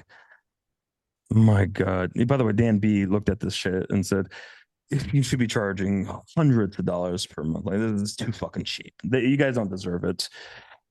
All right. Bold. I like it. So our title, bold or indifference. Okay. Bold or indifference. Let me see. Hey David. Hey Oh, man, sorry to you, interrupt. yeah. Can we ask a question right now or should we wait until the end? Maybe Sorry, I joined late. let's just write it in the comments, and then at the end we could do questions. All right, Yeah, thanks. no problem. Be easier that way. All right. So bolder indifference. Again, I'm reflecting back on my 20 years, and I realize how important it is to be bold, to grab attention, to be provocative, even um, to be radically honest, to express yourself, even if it's an opinion that's not very popular. Um, One thing I've learned was when I tried to be safe, like don't be noticed too much, don't rock the boat, essentially, right? Don't be too loud, don't grab too much attention.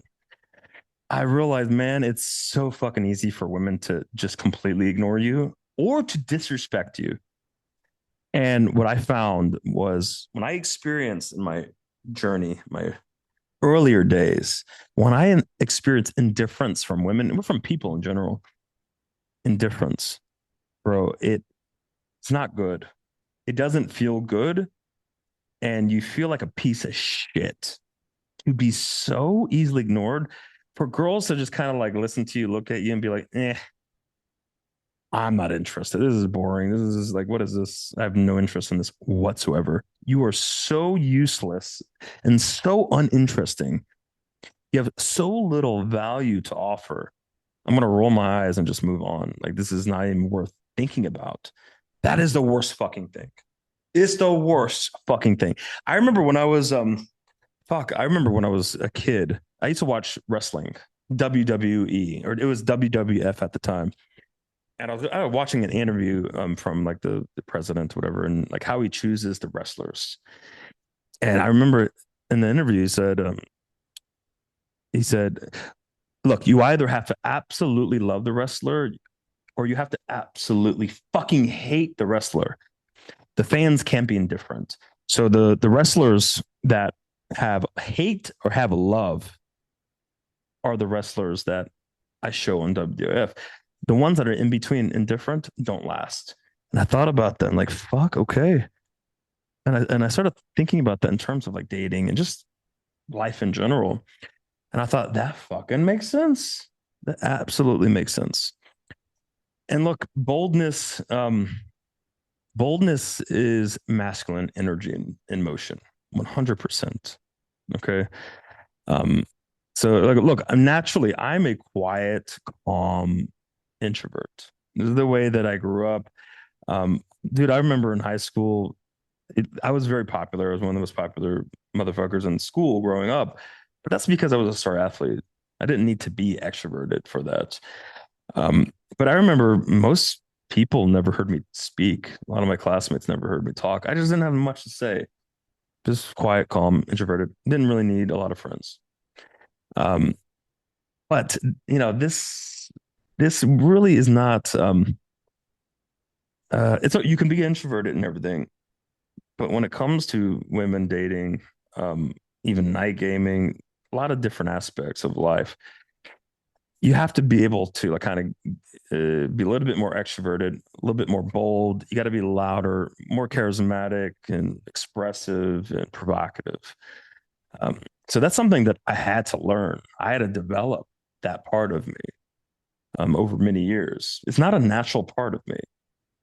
Um, yeah, indifference is the worst thing fucking ever. Like, yo, even today, if I'm in the club and I sense indifference or the girl acts indifferent when I open a group set or something, motherfucker, I'm walking away and you're not going to forget who the fuck I am. I guarantee that shit. Okay. Guarantee it. Okay. I'm not going to be ignored. The one thing that students, and I remember Mark noticed about me when we first started gaming, women can't ignore me. They can't. It's impossible. First of all, I'm big, I'm bearded, I'm fucking loud. My frame is stronger. I'm more charismatic. I'm quicker. I'm more witty. I'm more aggressive. I'm have higher T. It's just fucking difficult to ignore me. All right. So that's the one thing I just can't have. Um, so when it comes to women, yeah, blah blah blah. And look, sexualizing. I'm sure you guys have realized by now. You've been in the group long enough. You're trying to sexualize, or you're learning to sexualize. Sexualizing is a bit bold. It's just most guys don't sexualize, especially verbally. They don't do it. So sexualize in itself is a bold fucking thing. Um, and look, boldness is in line with risk taking and confidence. Asserting yourself, unpopular opinions, decisions is a form of boldness.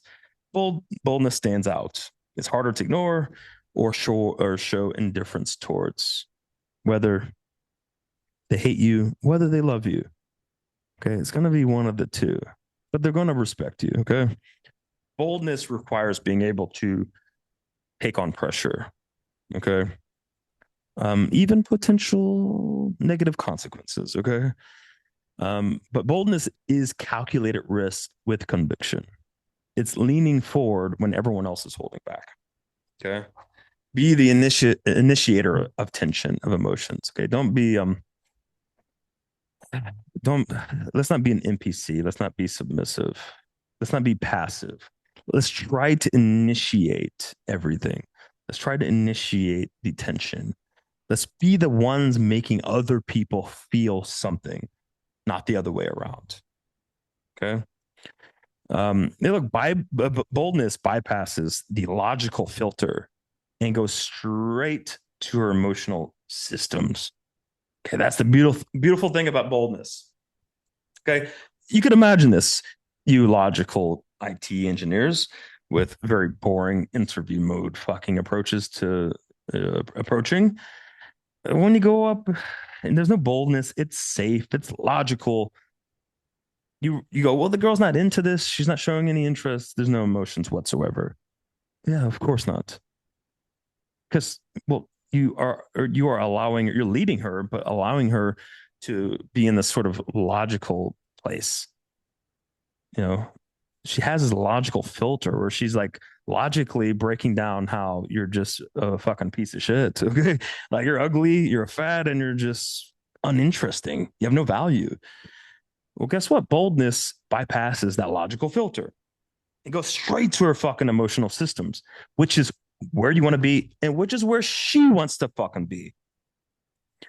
Boldness also projects unpredictability. You know, like if you have a reputation for being bold, provocative, and all that, the girl's always going to think this motherfucker, David, could do literally anything. Like, who knows what he could do? He could be spontaneous and make any decision, go anywhere in the world. He could do anything. He could leave me. He could fucking just disappear. Who the fuck knows? We don't know what he's gonna say, right? Who knows? He could turn. No, I'm not gonna say that. But you know, who the fuck knows? But guess what? That is what you want. You want women to be like, yo, this guy is fucking unpredictable and bold. He's interesting, right? I feel something with him every other day, every week, whatever. This is what you want. Look, with your fucking life, because most of you are indifferent. Like women just are indifferent to you. To be fair, like I listen to your infields. I see you in person. A good percentage. I'm not saying all of you, obviously not, but a good percentage of you are just really indifferent to women. Like you're just a wall. You're just a leaf that blows right by. Who cares about you? You mean nothing. You make no impact on her life, on her day. No emotions. You're really nothing. Why would you want to be that? I don't know. And it's very easy to not be that, by the way. It's not that fucking hard. Just don't be that. Say provocative shit. Speak louder, right? Take risk. Just think about, okay, what's the, if you're going to say something, you're going to frame something. What is the bolder version of what I'm about to do? about to say? This is a very simple question. What is the bold or provocative version, framing of what I'm about to say or do? The end. If that's what you do every day, it's very difficult to like stay in this like indifferent place. If you have questions about to put it in the chat. All right, we got some homework. All right. So look, every day you hold back is a missed rep to train your boldness. Okay. To internalize it. We talked about consistency every fucking day, immersion into whatever it is you're trying to do. Every day. Don't miss reps. It's just like the gym. All right. Just like training at the gym. You want to get to the point where you internalize this, just like how I think about frames. I can't help but think about every frame and every situation all the fucking time. It's just my brain is programmed. I've internalized it. Okay. Practice framing things, like I said, to make it bolder or more provocative. Okay. Now, again, I put every day for 30 days. And I guess 30 days is fine, because there's a lot of information here. You could, with this live stream and also the next couple presentations I will be doing in the near future, if you just slice up everything into, let's say, minimum 30 days, maybe 60 days, have a little bit of patience, right? Maybe 90 days. If you slice all this shit up into 30, 60, or 90 days, and you're focusing primarily, I'm not saying do nothing else, but this is sort of your primary focus. If you slice this up, you're going to be in a much better place in 12 months. And I know 12 months sounds like a long time. Trust me, there's guys who have been doing this for 10 years, 8 years, and they're in a horrible place. Horrible. 1 year, if I got to like get to the place where you guys could get to in 12 months, I would be so fucking happy. I would have been so happy. So every day for 30 days straight or more, do or say at least one bold thing. Like I said, like send high risk texts, express offensive opinions. This is something that I have some students where they're so afraid to offend women. Okay. And I'm like, yo, offending women is hilarious. Okay. Like when I say offend women, like you just express offensive opinions. One of my favorite is just telling women while I'm in interactions, I don't think women should have the right to vote. What do you think every woman is going to react? Oh, what? Oh my God, you're misogynistic. Listen, here, but let me express. Just give me a second, okay? Like all the girls go, okay, I'm listening. It's hilarious. Some women I could like actually convince a little bit that they shouldn't have the right to vote, and other women are just like, no, that's fucking retarded. But at the end of the day, it almost never held me back from fucking these girls. Never, which is a beautiful thing. So look, if you're deathly afraid of expressing your opinions or even slightly provocative opinions, you need to do a lot more of that. Okay. Whether that's on social media, that's with your friends, family, girls that you're approaching. Just get used to it. Okay. It's a pussy fuck. It's a low T thing to not be able to express your opinions, especially a little bit more provocative ones. It's pretty weak. You don't want to be that guy. Yeah, open girls in bold ways. So however you normally open, what's a little bit bolder? How can I just make this a little bit bolder? Be creative. Doesn't have to be super fucking logical. Get the stick up your ass and just do it. Okay. You'll survive.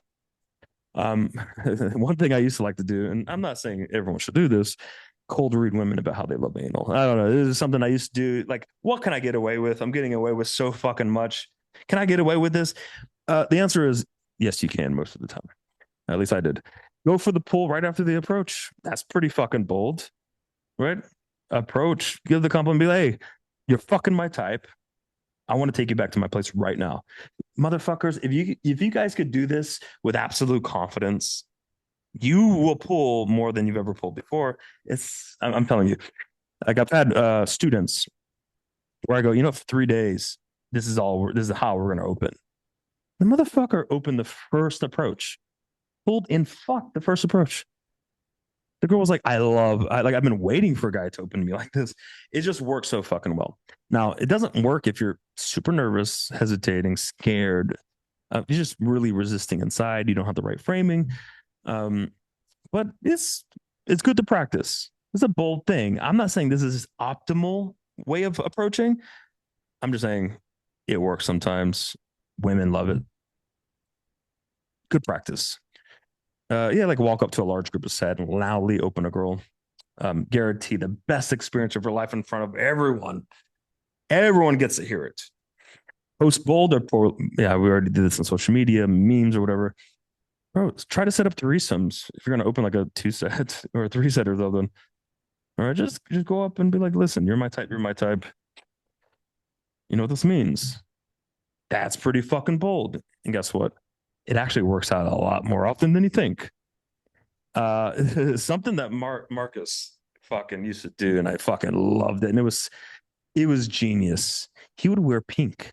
Like the pink is gay as shit, okay?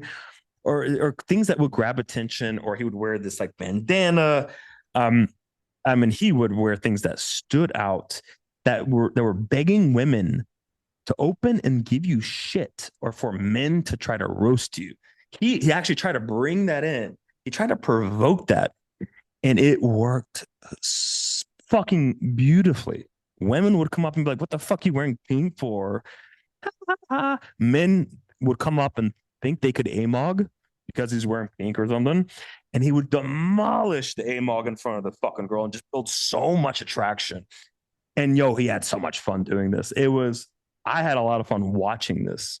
I was like, yo, this is hilarious. Like he was just provoking women and men left and right. Um, and guess what? If you could take on that pressure and deal with this shit, you just build attraction so fucking quickly. It's amazing. And like you could do things that are a little bit more extreme. Okay. Like I know some of you guys just can't do it. Like take a trip to an ultra fucking conservative country and go cold approach. Okay. Go to Kyrgyzstan, have fun. Okay. So you could do things, you could come up with other challenges that some of you are able to do that I know a lot of you wouldn't be able to do because of work and whatever else. Just come up with things. Let's see. I can't see what this says. Radical honesty. All right, radical honesty. It's kind of like the point of being bold, but I thought I should fucking put this out here. Because most guys are afraid to speak their mind, to express their opinions, desires, goals, thoughts. And look, if you can't do this with women, I'm sorry. Like you're only going to get so good at this. You're only going to have you know, relationships that are it's just really the average relationship with like most people, and at least in the Western world. Women can't respect you. The women can't follow you. It's just not going to happen. You're just a pussy. You're just a bitch, and you're going to collapse at some point if you can express these things openly, unashamed. That's just the way it is. So this is sort of like a prerequisite to getting to the level that I know everybody wants to get to with women, building attraction and within relationships. This is a prerequisite. You just need this, period. And look, you're a slave to yourself and others, women, men, family, friends, doesn't matter, society, whatever you want to call it. You're a slave. If you can't be open and honest about the things that you want to express, that you believe is right, your opinions, that you want to do, your goals, you are a slave. And I understand how that feels because I also once was a fucking slave. And when I was able to kind of break out of the shackles, I finally understood what real freedom felt like. And I didn't realize that I was a slave, that I was in shackles. I didn't realize that until I tasted freedom. Then I realized, this is freedom or self-love or whatever you want to call it. Some people call it self-love and blah, blah, blah. This is true, genuine freedom. And it's better than fucking 100 hot women. Okay. It's better than fucking 100 models. This freedom Nothing tops it. Okay. And I know a lot of you understand what that feels like. You're being held back. There's a part of you that wants to come out. You know what I mean? You feel it bubbling up, boiling, and you're too afraid. There's too much fear, or you just don't know how to get out of it. You don't know how. And I know most of you feel that way. Uh, but we could talk about that part in another live stream a little bit more deeply. Look, you may get backlash. Some people won't like you. Who gives a fuck? Who gives a fuck? Some people should fucking hate you. Okay. Now, I'm going to talk about being likable and everything. Yes, you want to be likable. Um, but look, you're when I mean some people won't like you, I don't mean you're just really a piece of shit. You're annoying. You're self-centered. I don't mean that. I mean your goals, what you're trying to achieve for yourself, your opinions, maybe slightly provocative opinions on things. There's some people that will be triggered by it that won't like it. Get over it. Fuck them. The goal isn't for everyone to love you. Okay. All right. There are some really shitty fucking retarded people out there. And if those people don't fucking hate you, that you're doing something wrong. This is straight up.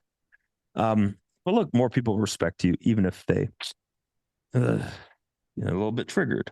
Like all my girls, they respect me, they want to be with me, they want to fuck me, but there is a little bit of this guy frustrates me. I fucking hate him a little bit.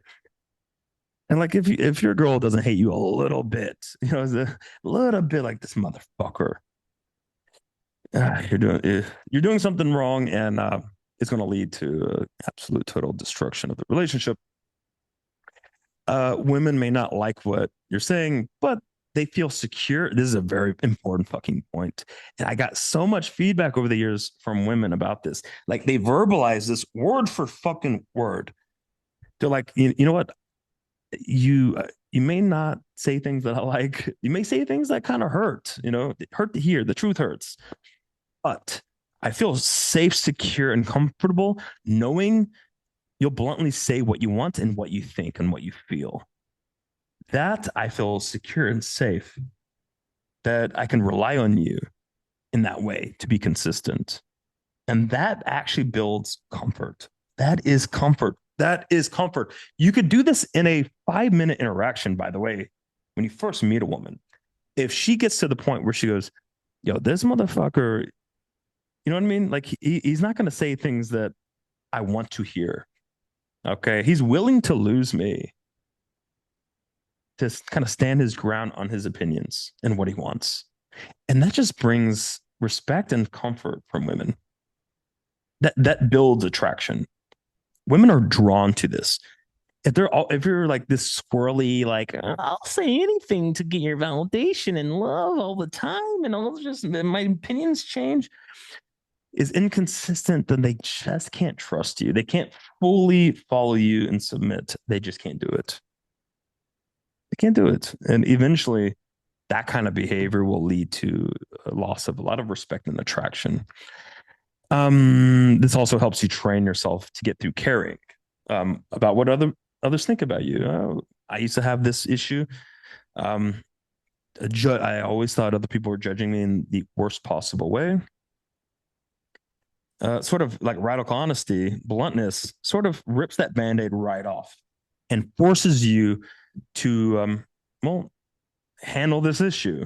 Okay, every day. It may take a little bit of time, but at least this radical honesty, the boldness and everything, rip that band-aid right off, take on all of that judgment and everything that you're feeling and solve it, figure it out.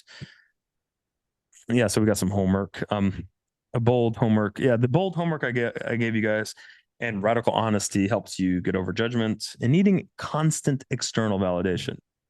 You're not your own person if you always need external validation and feedback.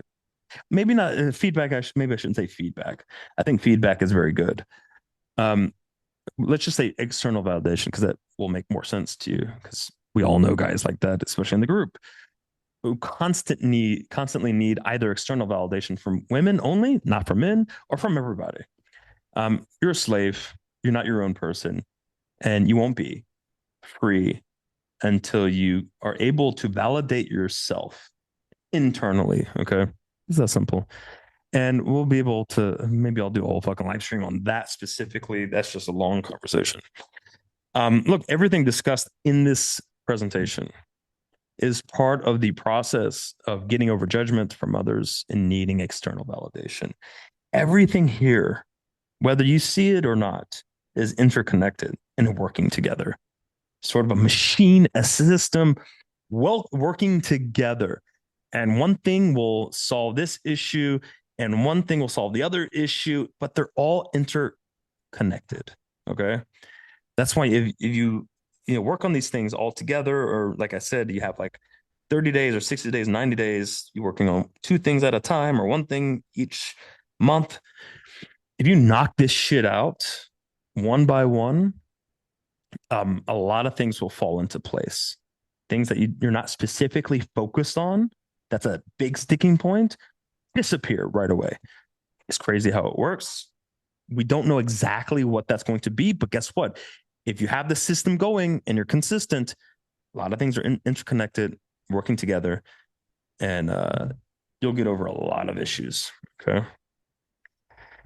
Yeah, like the more bold and radically honest you are, the more you solidify your identity, belief system, your philosophy, and strengthen your fucking frame. Like I said, interconnected. This is, I should sell this in a fucking product. Okay. I should sell this in a product and charge a lot of money for this. But here's the system. All right. Next. By the way, I wrote down like 40 different things, but I just put down sort of the top, was it 15 or 14 things. And I think I'll do a part two and do the remaining 30 things or whatever, 25 things. Emotional mastery, fucking important, super fucking important. And I think this deserves an entire fucking live stream for 5 hours straight. Okay. Because it's super fucking important. And I look, women are women are very emotional by nature, naturally emotional. You shouldn't be as emotional as a fucking woman. Okay, it's I'm shocked and surprised when I talk to my girl, my main girl, and I'm with her every day, and then I got to deal with a lot of you motherfuckers. Not all of you, okay, not all of you. When I say this, just you know who you are. Yo, she is far more emotionally composed and strong than a good portion of this group, and that's okay. We all have to start somewhere. But we also have to acknowledge the fact we're emotionally fucking weak, and we have to master this. Okay, like that's the first step, right? It's important, but a lot of guys will save or protect their ego, will avoid doing anything um to get over their emotional issues, okay, and to master their emotions, because some things you have to uh take on head on, and it hurts your ego a little bit, okay. It's tough, is hard, and this is sort of where even the best guys, I wrote some of the top guys in game that I know, okay, some of the best guys where I go, this is the best motherfucker in game, fell apart due to their lack of emotional control. They could not master their own emotions. Great at game. They could pull every fucking day. They could pull, pull, pull, pull. They're fucking geniuses. But guess what? They're weak emotionally. Weak. Terrible. Terrible. And it's just a matter of time before they just fucking collapse, and everything they worked hard for just collapses, falls apart. It's all years and years of work gone. They can't get into like relationships. They can't get into one relationship. They can't get married. Their marriages will collapse. Um, it's like, well, what's the point of all this if you can't even have a relationship with a woman, like long term, let's say? I don't mean like an exclusive relationship. I'm not even saying that. Yes, that too.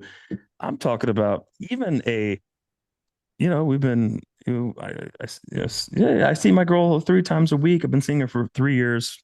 It's not close. Maybe it's close on her part, whatever.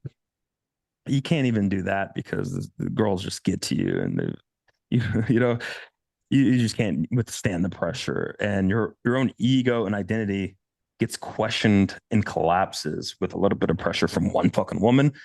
This is not good. And I see a lot of guys in the mastermind as well that go through this. And I would say a good portion of just the average population in general, um, they have no emotional fucking composure.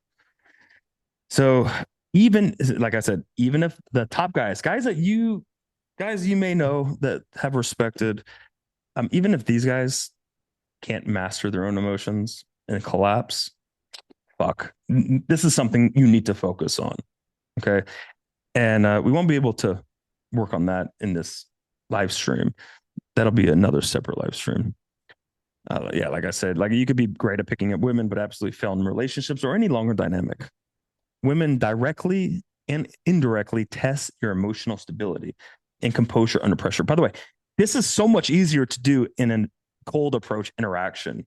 This is easy to get a pool closed, done. Maybe get a couple extra meets after that, little fuck dates. That is much easier to withstand their tests, direct and indirect tests on your emotional stability and composure. That's easy. Do that every day. Spending all day, every day, 3, 4 times, maybe every day. I don't know if you in a relationship and you're living together. Even if it's 3 times a week for a year, yeah, that's much tougher. I'm sure everyone's experienced this, right? It's much harder. And even if you're a top cold approach guy, you go out and pull under, fucking 3 minutes. Well, what are you gonna do? After 3 meets, you're a wreck with these girls. They demolished you. They own you. Not good. Um, yeah. Once women find that crack, they never stop prodding until there's a full out fucking flood. And at that point, it's over for you. They'll never look at you the same. But this includes, handling rejection, handling social pressure, pressure at work, dangerous situations, life-threatening situations. Fuck, man, I watch these Instagram reels, a lot of death videos, like thousands and thousands of death videos. But I get to see who handles like very dangerous situations under pressure, and who's yelling, screaming, crying, frozen. The people, the men and women, by the way, who handle these pressure situations, life-threatening situations, dangerous situations, they're cool, calm under pressure, and they act quick, decisively. They survive like fucking 99% of these situations in my reels. The ones that die they're slow, they freeze, they're emotional, they're crazy, they can't handle the pressure. They die, their arms get ripped off. I mean, it's fucking bad. So like for me, these reels are just like training me to like prepare myself for situations that could happen. Emotional weakness leads to irrational decisions, bad decisions. Everyone knows this. But I see it so much. I see it so much. And look, everyone's a victim to this to a degree. Okay. But let's try to limit, our poor, irrational, bad decisions based off of emotional weakness. Let's try to limit that as much as possible. Again, some of the best guys in game, top guys with women, make bad decisions, and they make bad decisions because they're emotionally weak. Okay. They're neurotic. They don't know what to do. They're just constantly in this cycle of pure just emotional fucking weakness. A cycle over it snowballs, and that's the only thing they can think about, and they make horrible irrational decisions. Emotional stability complements the feminine, right? Women are emotional and full of chaos. They need a strong masculine groundedness. They're rock. They need their rock. Okay. They need their rock. You need to be the order in their chaos, their storm of fucking chaos. And if you're not, well, you're fucked. All right. If you have questions around that, you could put it in the chat. And look, when I was writing this, I was just thinking about a book I read, Stoicism. I'm sure a lot of you know what that is, but I remember reading a book that had a lot of great wisdom when it comes to emotional composure, emotional stability, being a man, all these things. There was so many great nuggets. And like one of the books, I don't remember the other books, but I'm sure you could go look up material and gain some wisdom in this regard. But like I read Meditations by Marcus Aurelius, and I was like, yo, this is some like a lot of things that I agreed with. Again, just like Patrice O'Neill, I heard Patrice O'Neill for the first time, and I go, this motherfucker understands women. He understands game, and I agree. Like we shared the almost exact same opinions on a lot of things. Our belief systems are very closely aligned. Not everything. There's some things like he let his girl, in like a couple swap. He would let his girl get fucked by another guy.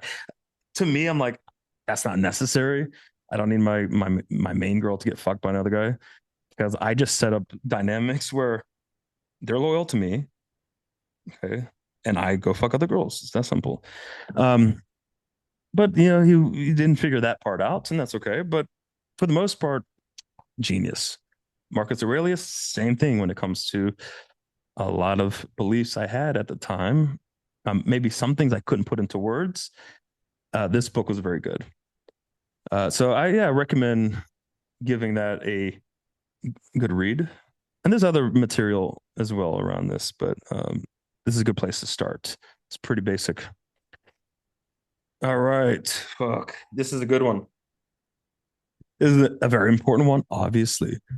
I think it's important to understand women. Yeah, no shit, David. Of course. Of course, we're trying to understand women. Yeah, not really.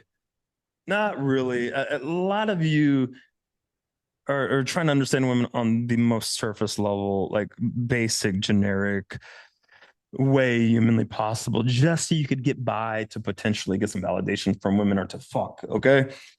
A lot of you guys are kind of autistic in that way. Um, sure, you could do that, but ultimately, you're not going to become the ultimate man that you want to become. You're not going to become a fucking killer, a natural born fucking killer. All right. And one thing that helped me, I thought about this like I was a philosopher. Okay, just sitting in my room or watching people watch. Like I used to go to the club and just watch dynamics and people and women, and just kind of observe and come up with theories and little cold reads in my own little head. And try to figure out what's going on. What is this girl thinking? I asked a lot of questions. Okay. And when I would ask a question, it would be like a very basic surface level question. And then I would ask another question. What is one level deeper? If I were to dive a little bit deeper into this question, what would that question be? And I go, oh, this is interesting. I'm thinking a little bit more about this. And then I go, okay, deeper, go fucking deeper. And I would think, okay, well, let me try to figure out what's a deeper question on this topic. Okay. And I would go deeper, and I kept going deeper and deeper, and that just expanded my mind, my mindset, my mentality, the way I think about women, and the way that I view women or ask questions about women, dating, sex, everything. It opened up a whole nother world, and most of you guys don't do that. You stop. I know some of you guys do. Uh, there's a there's a few of you that are fucking geniuses at this, and you ask all the right questions with me, and you ask the right questions to yourself. And this is why I'm not going to say your names, but this is why you're the best in the fucking mastermind. Okay. And most of you don't even know who they are. Um, but they're G's. Okay. And the one thing I've noticed with these guys, the top guys, is their curiosity and how they ask questions, how they think about things, how deep they go. That really separates them from what I perceive as like very autistic fucking, you may not be autistic, but there's you come across that way a little bit. So I think it's important. Um, to ask a lot of questions, to try to just try. Like for many of you, and not all of you, just some of you, just try to understand women on a just at all, not even on a deep level. Just try to understand why they think what they think and why they feel what they feel, why they do what they do. Just try to understand. Just think about it. Um, is a good start for some of you. For other guys, you guys already do this. Now you just got to go a little bit deeper. Um, and look, I wrote a bunch of. I had like 200 questions that could be asked. Or this is not like this. I just threw some shit out here really quick. There might be better questions and everything, but this is you get the gist, right? Like, what exactly creates sexual tension in her? All right. What subtle cues does she give off when she's turned on, but hiding it? What kind of man makes her want to submit? What emotional state is she addicted to in relationships? What moments from her past are shaping her attraction today? For example, this is something that I, for years, thought about because I realized there's a direct correlation between the girl's past, her upbringing or trauma, and what she's attracted to. This was like, I did a lot of reading, a lot of feedback from women. I just realized, their trauma or their past relationship with their father, their mother, growing up, there's a direct connection to sexual attraction. And if I could figure out a woman's past a little bit to get a good idea, then I know what she's sexually attracted to, and makes game a lot easier. Um, there were there were times where I would do a cold read and I would literally guess the girl's trauma and what age the trauma happened, and it would freak them the fuck out. Like, how the fuck did you know? Like, they would be very suspicious of me, and I realized that cold reads can be a little bit too accurate, and it didn't work out very well with these women. So try not to cold read too well, especially when it comes to their past traumas. What turns her on that she's afraid to admit? What does she associate with raw masculine dominance? How does she view men who don't take the lead? Again, a lot of questions are about how women perceive. It's not what's right or wrong, what should be right or wrong, how things should be. It's about how women and specific women perceive reality. That's the most important thing. It doesn't matter when you're in front of a girl. It's all about how she feels and how she perceives you in the world. That's all that matters, not what's right and what's wrong. Okay, you have to understand this. A lot of very logical men don't understand this. It's not about what's right, what should be right. It's about how she fucking perceives the world, how she feels and thinks. Women and specific women in general. And you have to understand that. When does she feel the most feminine? Like, how does she view men who don't take the lead? That's something to think about when you're trying to improve leading. What's her internal dialogue? Fuck, how do I get this shit out of the way? Before she hooks up with the guy, like, what is she thinking? What's going on in her head when I'm trying to pull her for fuck date? That's interesting. What is she thinking about? What emotions must she feel to fully open sexually? What does he gets me? He just gets me actually mean to her? This is a good one because a lot of guys are like, she said he just gets me. I'm like, all right, what does that mean? What does it mean? I don't know. I talked about my favorite color. No, that's not what happens, right? That's not. Think deeper. When she says he just gets me, she means something else, right? There's an underlying message here. That's how women communicate. Women communicate in fucking weird ways. They don't communicate very directly. They communicate in code, in a foreign language that you have to crack the code. Crack the fucking code. If you could crack the code, by the way, anyway, if you could really crack the code, like getting pussy is fucking easy. Okay. And building attraction is very fucking easy. What's the difference between feeling desired and being used? What does chemistry actually feel like to her in her body? When she goes, I feel a chemistry. What does that feel like? Like, put yourself in her shoes. What does it feel like? What body language kills attraction instantly? This is good to think about. Guys, think about what my body language should be instead of, well, are there certain body language that I'm possibly doing even very subtly that could be killing attraction? It's good to think about. Maybe nothing, but it's good to think about. When does she feel like she needs to take the lead with a man? You see women taking the lead all the time.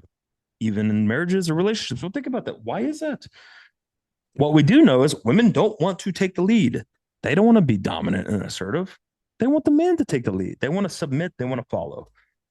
So what has led to woman? She's a bitch. She's a feminist bitch. No, wrong. That's surface level thinking. That's not true. No. What is it really? Uh, how does she test a man's emotional stability? It's good to think about because she may be testing your emotional stability without you like consciously realizing this is what she's doing. So just thinking about this, um, you'll get your answer. Okay. What is she subconsciously doing when she flakes? What makes her want to chase a man? How does she decide if you're a friend, boyfriend, hookup? We all know women put men in different categories. Fuck boy, the hookup, good sex. He's not gonna judge me. I could kind of like block him, and that's that.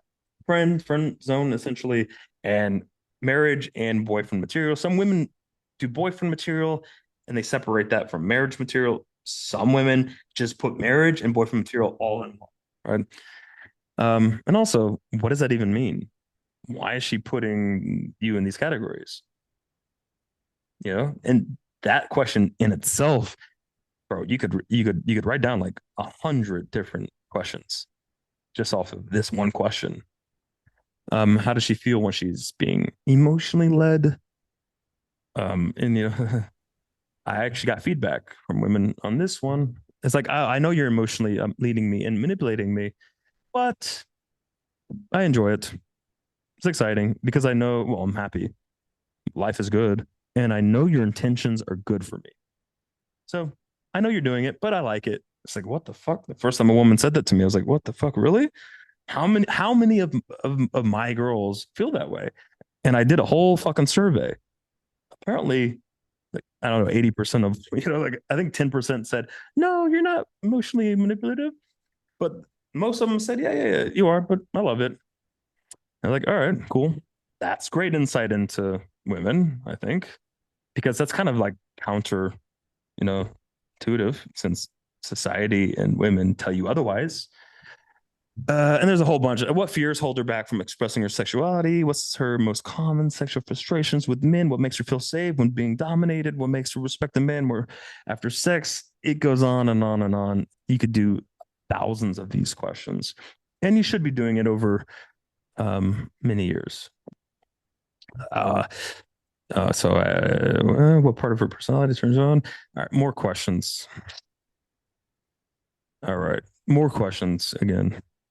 Homework, put yourself in her shoes in every situation and just start asking questions. Be curious. Come up with theories. You can't know all the answers 100%. You can't. Okay. Come up with theories. Go with your theories, but just come up with theories and start to build a belief system around these theories. They may not be right. They may be only 80% right or 50% right.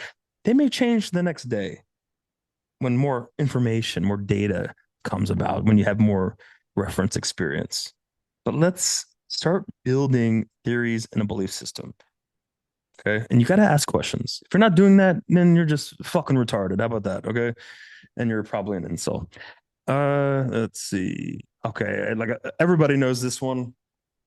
I've talked about this. Like I talked about this so fucking much and posted about this so much.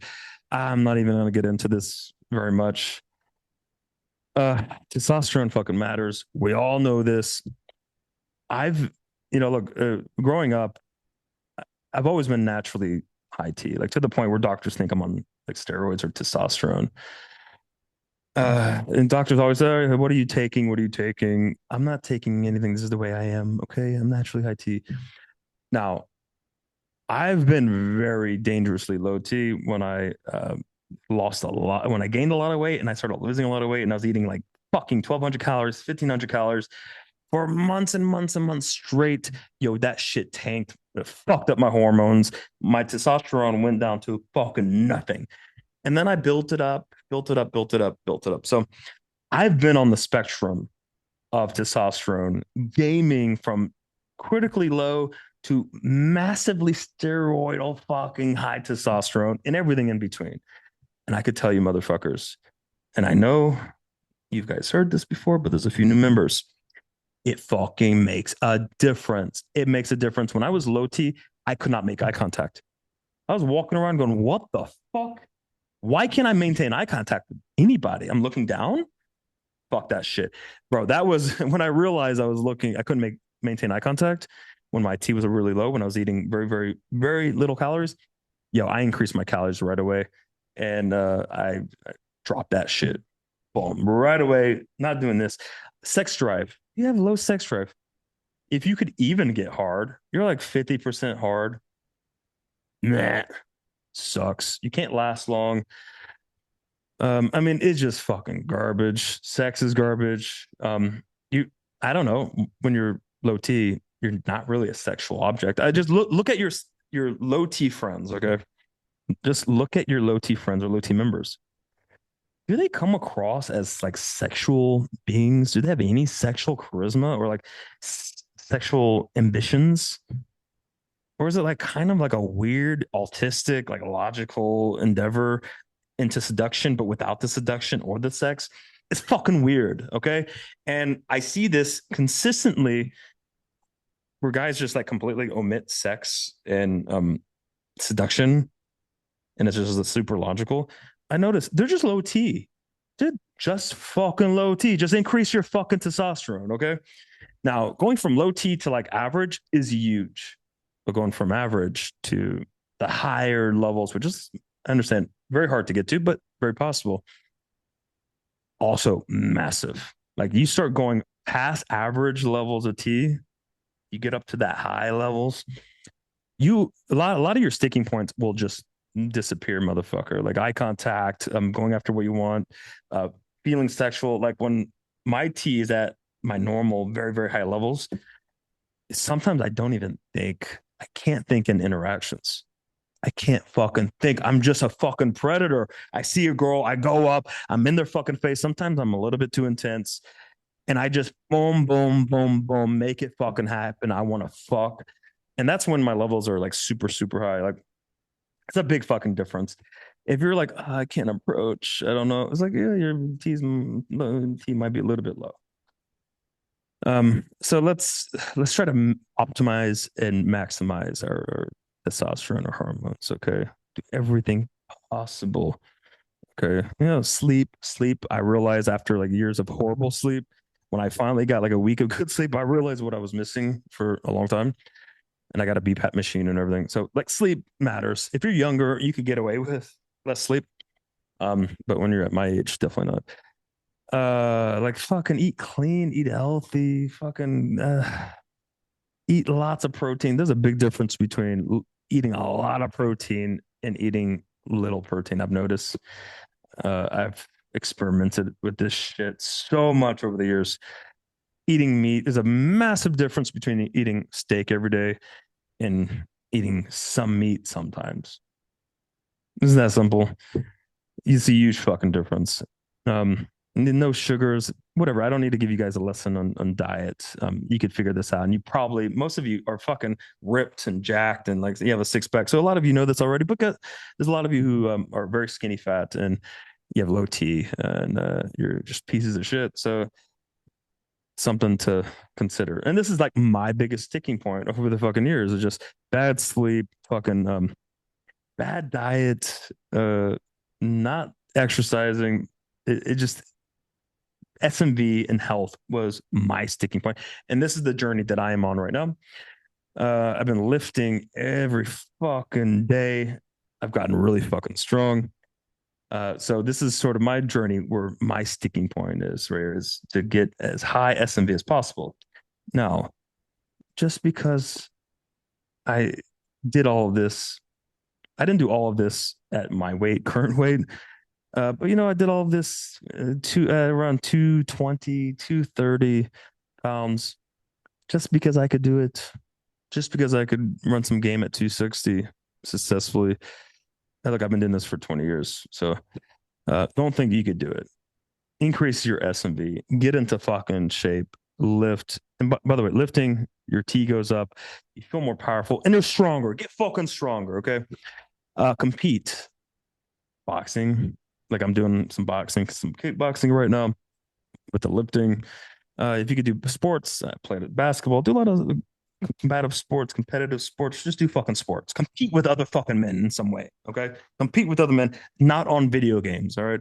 It's fucking gay. I love video games, by the way. Of course, I grew up on video games, but it is not replacing competing with other men. It's just not. Okay. And if you're scared to compete with other men, your T is probably very low because very, very high T makes you competitive, makes you aggressive, and makes you want to dominate socially. Like you need to set every fucking frame. You need to dominate every social interaction, every group set. You need to climb the social hierarchy when you're super, super high T. You can't help it. It's programmed. You have to do it. Let's see. And when you climb the social hierarchy, your T goes up. Okay. When you're at the lower of any kind of hierarchy, your T drops.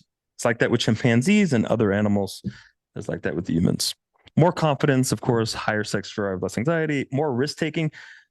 When you're super, super high T, you need to take risk. Okay. Sometimes it's like a little bit too much, it's dangerous. But you don't give a fuck. When you're low T, you are fearful and scared of fucking everything. You don't want to take any risk, not even looking at a girl. It's bad. It's good to be a stronger, higher SMV. I mean, women just love higher T men. They love strong men. They love fit men, obviously. But mentally, you're sharper. When you're high T, when you're sleeping, you're eating healthy, you're lifting, mentally sharper. Okay, so it's just everything overall. Most of you know this, but it has to be said. I have to put this in the fucking presentation. It's too fucking important. Let's see. Sex. Yeah, I mean, we talked about being a sexual guy and of course testosterone. Um, we all know this. If you're in the mastermind, you fucking know this, right? We all know this. But I learned a lot of lessons over the years that I had no idea about in regards to women and sex. I learned, like, I just feel like, what the fuck is this? One thing I've learned when I was like 18, I had no idea. I thought like men love sex and women were just being nice. Like this was sort of my like mindset. I've learned that women are far more fucking sexual than men. Women crave sex, they crave sexual liberation. And the interesting thing is when I talk to men versus women about sex, I feel a lot more comfortable talking to women, not because they're women.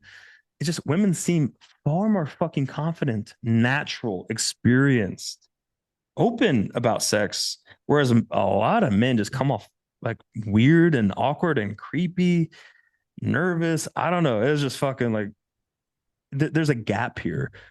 There's clearly a need for experience or sexually charismatic and open men that can also help women open up, right?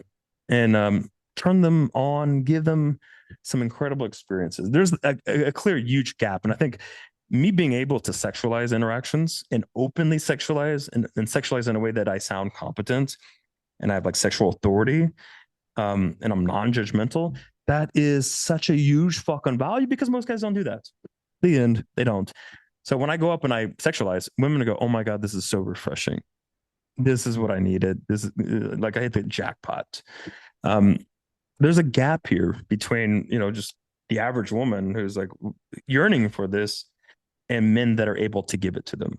So think about that. So when you're like, I shouldn't sexualize, I'm scared. Stop being a fucking pussy. Get over it. Let's go. Um, yeah, don't just focus on the logical aspects of approaching number closing and pulling. Again, like I said, there's like asexual like members like learning seduction without any seduction, which is kind of fucking weird. Learn how to seduce women. Start thinking about how to seduce them, how to turn them on, right? Learn how to talk about sex. Build your confidence, your competence, your experience, and your comfort around everything sex. Okay. And I had to throw this in because it's pretty hilarious. Todd V, he's a coach of I don't know how many fucking years. This man is like 40 or 50 years old, and he can't even say the word pussy. He has to say, the ghost vagina. It's fucking gay. I don't know. Like I can't. I personally can't trust any man who can't say the word pussy. It is just fucking ridiculous. And as a student, if I were one of you guys who wanted to learn game, there's no fucking way I would learn from a 50-year-old man who's too afraid to say pussy. It is ridiculous. Okay. He can't even sexualize. This is fucking, he's a seduction coach. He's a fucking seduction coach who can't teach how to seduce women. It's retarded. It pisses me off, actually. This is retarded, but it also shows how retarded some of you guys are. No disrespect. You guys found UMP, and that's great. But for the guys who are attracted to this, Jesus Christ, what are you doing? Like, even when I was 16, like, I was not so fucking retarded that I would go to a coach if they existed like that. It's irrational. Anyway, but hey, you made it to the mastermind. Good job. Respect. If you could spark sexual attraction, if you could turn her on, you could pull very fucking quickly. No other game, routines, lines needed. If you could approach, open, hook them, if you could spark attraction, you could spark sexual attraction, you could turn her on, and you see that compliance, that sexual compliance, that attraction, you can pull very fucking quick and she'll be 100% down. All right. So I'm not saying you could do this every interaction. All right. Sometimes you have to go through a full interaction and build value, of course. But there's going to be a percentage of interactions where you just have sexual attraction. You can build sexual attraction. You could turn around and you could just fucking pull. All right. I have one-on-one students that have been doing one-on-one with me in person for past year, 3 months, 1 month. And this is something we hyper focus on. I have one specific motherfucker who never sexualized, who refused to. And I taught him how to spark sexual attraction, how to turn her on, and just go for the fucking pull. Okay. The first week, this motherfucker, he pulled every day the first week during coaching, every day, straight to home. Hot women. Now, he resisted for a long time, and he's like, I am so glad I stopped resisting. Listen to you. Exactly.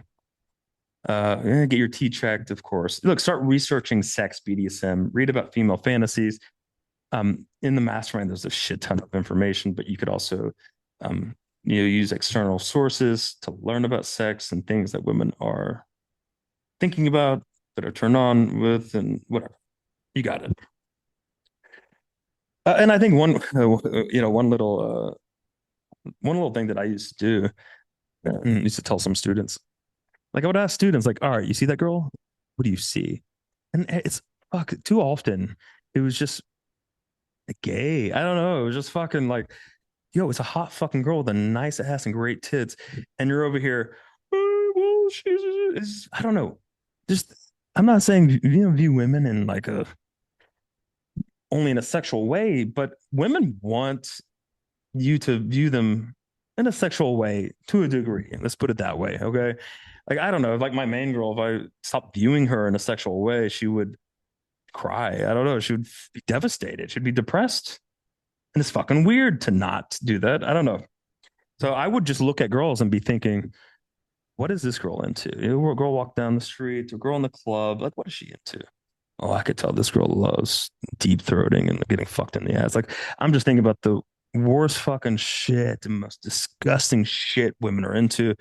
And look, with 20 years of experience and even just a little bit of experience, you realize women are into some fucked up shit that a lot of us would probably not want to do. Okay. Women are very open minded sexually.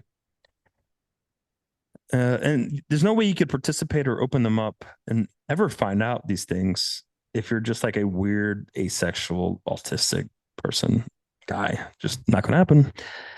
Like Tavi. Yeah, like, obviously, if you give the girl the best fucking experience of her life, if you give a girl 10 to 30 orgasms, you fulfill her fantasies or fetishes or her turn-ons, you will be able to get away with murdering her fucking favorite pets, motherfuckers. Okay. I know what you're saying. Well, how the fuck are we going to be able to get to 30 orgasms? Well, like 5 is good. Some great foreplay, fulfill some of her fantasies, lead in the bedroom. You can give a woman incredible experiences without giving her 30 orgasms. I'm just saying, if you're able to get past 10, let's try to get there because nothing makes a woman chase forever. Every girl that I've ever given 30 orgasms to, even fucking 8 years ago, 9 years ago, they're still chasing. And a lot of them are married.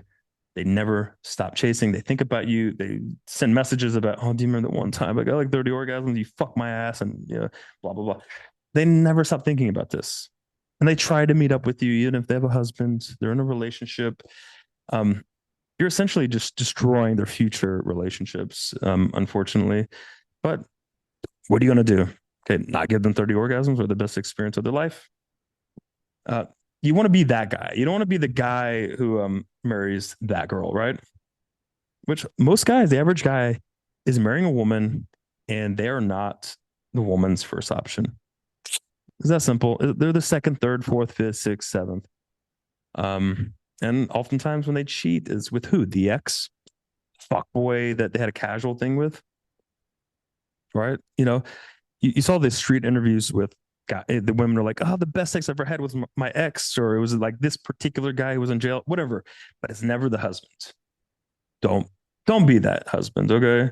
Be the the fuck boy over here who gave her 30 orgasms that she can't stop thinking about.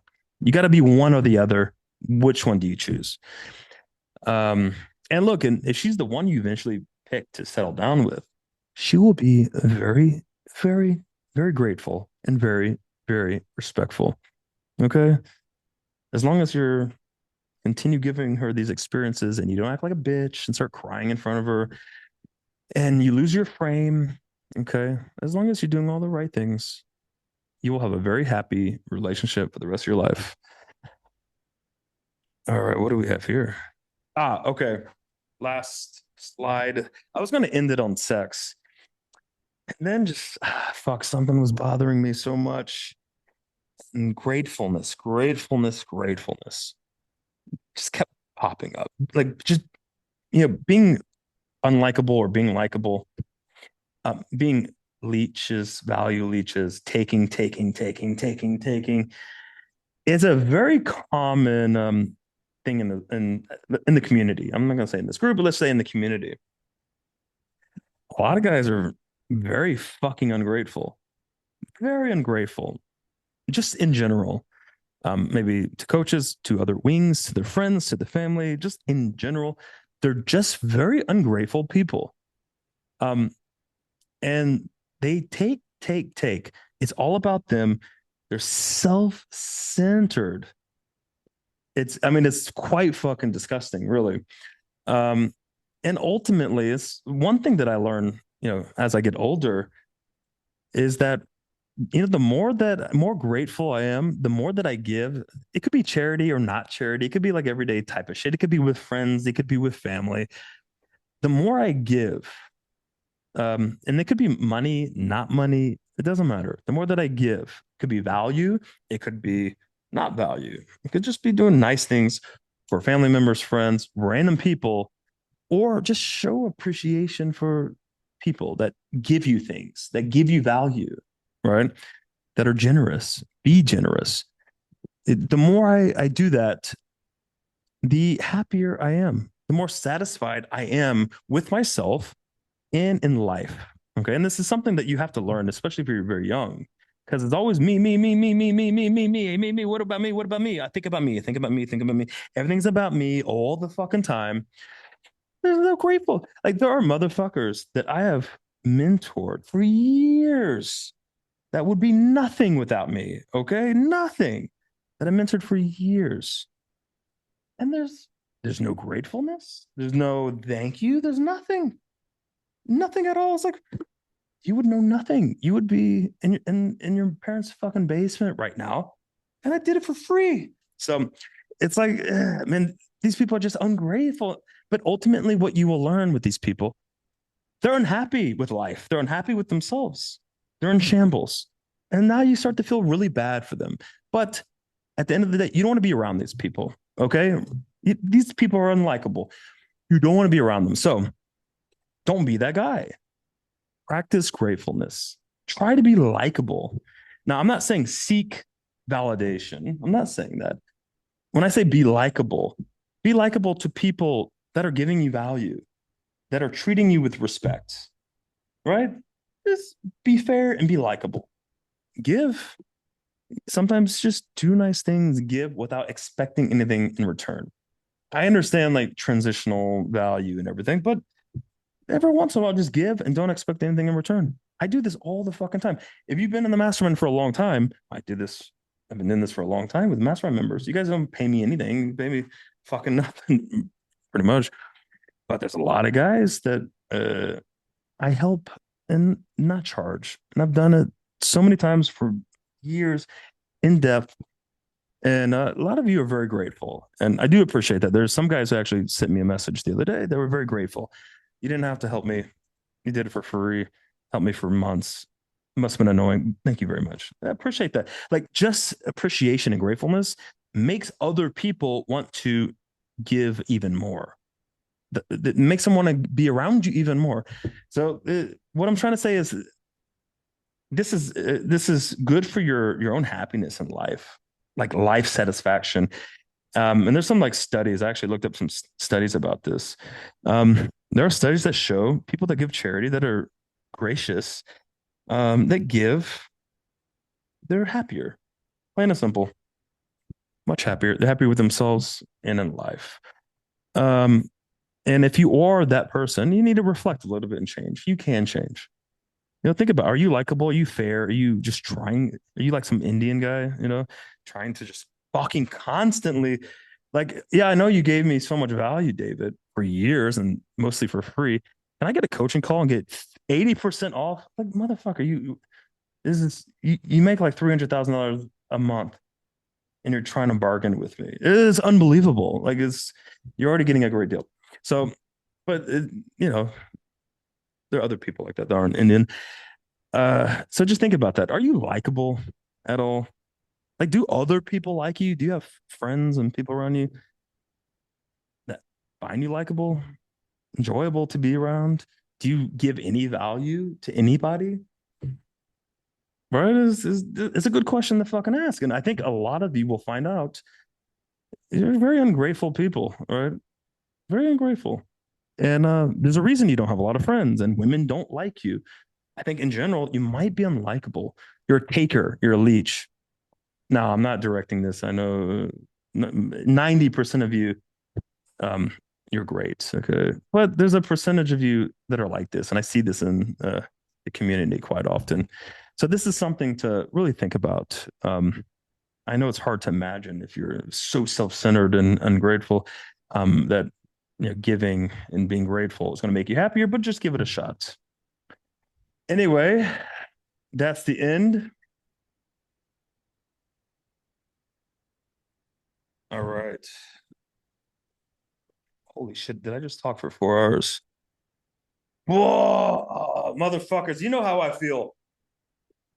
Bro, was that 4 fucking hours? Holy shit. Woo. Yeah, you're odd. Oh.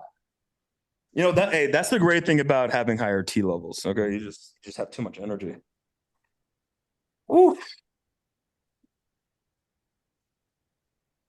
All right. Damn, I'm a little exhausted now. All right. Let me see if we have some fucking questions. Woo. This is bro, I spent days thinking about this. The slides weren't hard. Inputting into it was thinking about exactly what I wanted to say to change your fucking life. Convey perfectly what I think is the best thing I should convey in one presentation.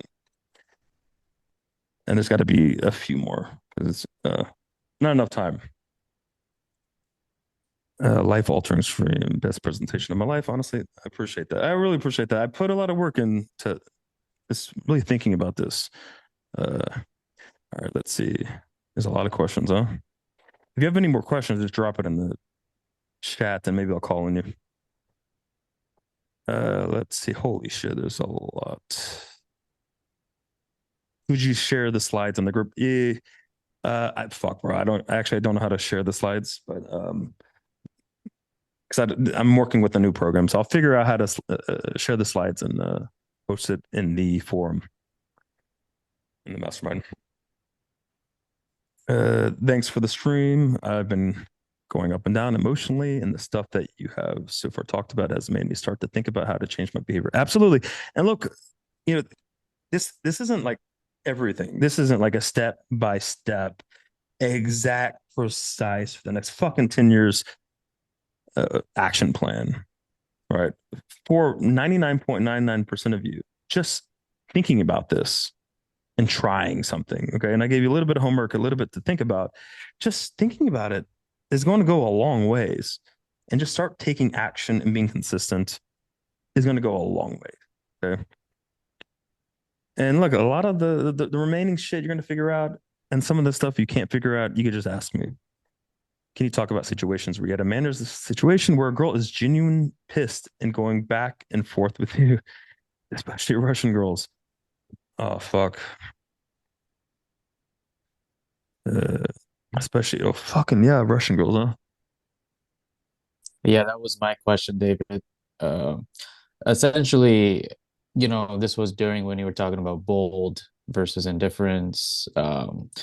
I wanted to just kind of understand, what's been your sort of strategy when you're, because I'm trying to learn how, when they get riled up like that, how can you, as a guy, de-escalate, right? Um, Ravi's really good at that when we're out. And he was actually able to switch with me and he was able to bring her down. But I also need to actively get this going because sometimes they get triggered at like some whatever you said, and then you're like, okay, we have to bring them back, right? Well, I think look, you're going to trigger some girls, and it's sometimes it's going to look kind of bad. But look, I know I'm about to say something bold that could potentially get backlash or trigger the girl. Like I'm about to say some shit. When I say it, I'm not thinking about what I'm saying because I'm already sort of programmed to say this, let's say, or you know what I mean? It's like default mode. I'm focused on her body language right away. Okay. So I triggered the girl. Actually, this is the process. I see the process of me getting to the point of triggering her, or her being triggered, then her being triggered, and her reaction afterwards. That is what I examine. Now, when I observe this over and over and over and over, patterns start to arise. Okay. You will be able to notice when a girl's about to say something, she's about to give you shit, or she's about to get triggered. You're going to see this. If you do, I don't know, think about this. Imagine 100 times in a row, you say the same line to trigger a girl, and you just sit back. The only thing you care about is just reading her body language and listening to her tone, her facial expressions, everything. If you do that 100 times in a row, you're going to notice patterns, motherfucker. And the 101st time, you'll be able to identify precisely when she's about to say something. So for me, I just interject before she gets to verbalize her frustrations or her, whatever bitterness or hatred. I jump in and then I go, I'm just playing with you, right? Or I go, well, actually, maybe you're right. Maybe you're right. Maybe women should have the right to vote. Actually, I shouldn't have said that. You're right. Hey, you're so right. And then she tones down a little bit. Yeah. Well, think about it. Maybe it's good. No, it's not good. So now I'm like triggering her a little bit, but it's not as much. Depends on the situation and how you're triggering her, right? But if you're like aggressive, let's say, boom, boom, like this, rah, rah, rah, rah. Well, the best way to kind of calm things down is before she starts to get triggered, you see it coming, take a step back and go, you know what? I just realized you look so adorable. You look so cute. I didn't know you had blue eyes. Okay. Like I do this with cock blocks, number one. Do this with fucking cock blocks. And right away they'd be like, oh, thanks. Wait, what? They'll kind of like, snap back into reality a little bit. And realize what you're trying to do. So look, you just have to figure out and notice patterns of when she's about to get triggered and interject and soften it up a little bit or change the topic. But there's an art form to this. You don't want to look like you're backing down or backtracking. That's the thing. You don't want to look like, oh my gosh, no, don't do this. But guess what? It doesn't look like you're backtracking if you're reacting before she even reacts. Because from her perspective, she doesn't know that you're identifying that one subtle body language cue that you're about to get triggered.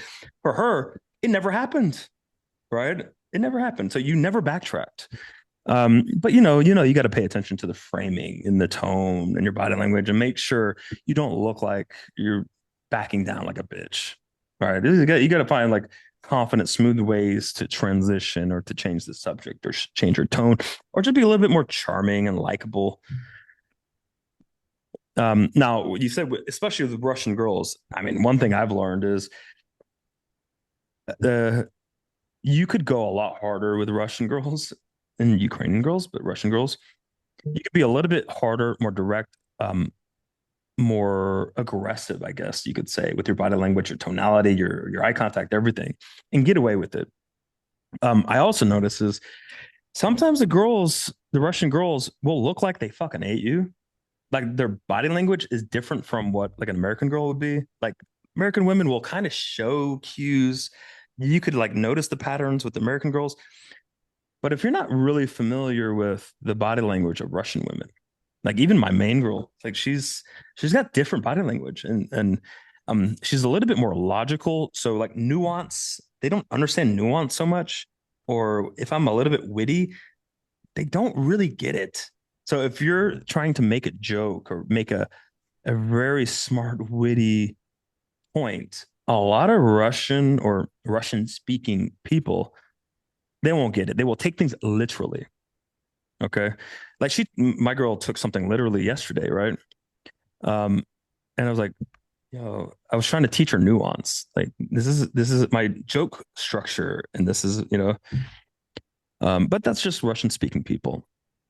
Um, Yeah, I think that's probably what happened yeah. because as she was coming, I just jokingly teased, "Oh, here comes the Russian, shut down the emotions quickly, Mhm. talk logically," and then she kind of got irritated and started coming back. And then it was kind of tough to get her to understand, like, hey, it was a joke, right? But she didn't catch it because she was like truly a Russian girl Bro, from Russia. motherfucker, I'm telling you, this was last night. I had to explain to my girl for 30 minutes. We're laying in bed, and I'm trying to trying to like break this out, like I'm doing like coaching or something. I'm like, listen, this is like a joke structure. This is the point here, and this is I'm trying to like, and it was just hard for her to understand that I wasn't being literal in what I was saying. I said, listen, this is not a literal statement. This is part of the joke. They just don't get it. But I also told her, I said, listen, I am not going to change my personality, my wit, my jokes, and everything to some fucking like cold communist style so that you can understand it. You better fucking adapt or just misunderstand everything I'm saying. Um, and that's just kind of the way I approach it, right?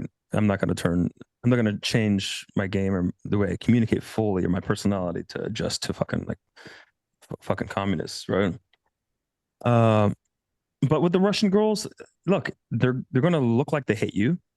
Their body language, their facial expressions, the shit they say, their eye rolls, and their tone. And you can't trust it. That's the fucked up part. That's the most difficult part is you just can't trust those things because if you're from the West, you just immediately go, this bitch hates me. She's triggered. But it really isn't like that.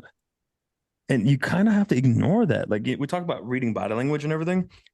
Like if I got a Russian girl, I'm shutting off my body language analysis system. I'm just acting. I'm just asserting myself because I know it's going to get in the way if I overanalyze the girl's body language. So like I shut this off and I'm like, all right, I know what Russian women are attracted to. It's assertiveness, it's absolute like belief, conviction, leading, dominance, loud, aggressive. And I'm just going to behave in that way and I'm going to lead the interaction forward. And she's either going to comply or not. It's that simple. Well, that makes sense. Thank you. Yeah. So basically, you have to be loved or hated.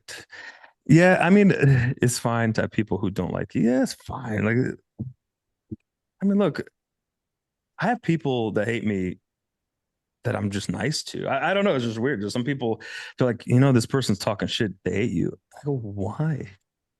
Like, I helped that person out so many goddamn times for free. Why would that person? I never did anything. I don't know. Just some people are just haters, in general. But when I mean hated, it's kind of like just imagine a feminist who's offended by everything, like micro trans aggressions or something. Imagine if you're trying to get everyone, including those people, to like you. Man, that is like a fucking mental gymnastics. That's like bending over backward for stupid, retarded, irrelevant people to like accept you. Oh no, I don't want these people to accept me. And I don't give a fuck if they like me. It's that simple, right? That's the difference. Text game. I'm not gonna do text game. Should you join, then hold to your opinion, belief, even if the other has a valid point. Just hold your frame. Yeah, that's a really good fucking question. Very good question. Uh, well, I think ultimately, look, if someone has a really valid fucking point that I never thought about, and I think about it logic, I'm like, that makes more sense. I have no problem conceding to that. I think you should, right? You concede to it. Thank you for bringing that up. Didn't think about it. It's a much better way of viewing X, Y, and Z. But I would be very careful when it comes to women doing that. I think it's just different. Like with friends, with maybe men, okay, that's different. With women, motherfucker, I don't know. Like I will be incredibly resistant to going, wow, okay, well, I didn't think about that. You have a valid year. I don't think it's necessary. Like, what do you get any points for that? Does she go, oh my god, I'm so turned on by? No, doesn't do you any good. Oh, as a woman, I respect you more. That my opinions are more valid. Doesn't help you one bit. So when it comes to women, I would like if I I'll have an argument with a bitch about the sky is actually fucking I don't know orange, green, or whatever, pink. She's like, no, it's blue, and I'm like, fucking wrong. She's like, look at it, it's blue. I'm like, no, it's not blue. Because of the lens in your eyes, the light is reflecting. I don't know. I just make up some shit. With women, it's like, I would be more resistant. Now, it doesn't mean like, look, if you're in a relationship, if you're wrong, you're wrong. Uh, There's so much nuance to all of this, right?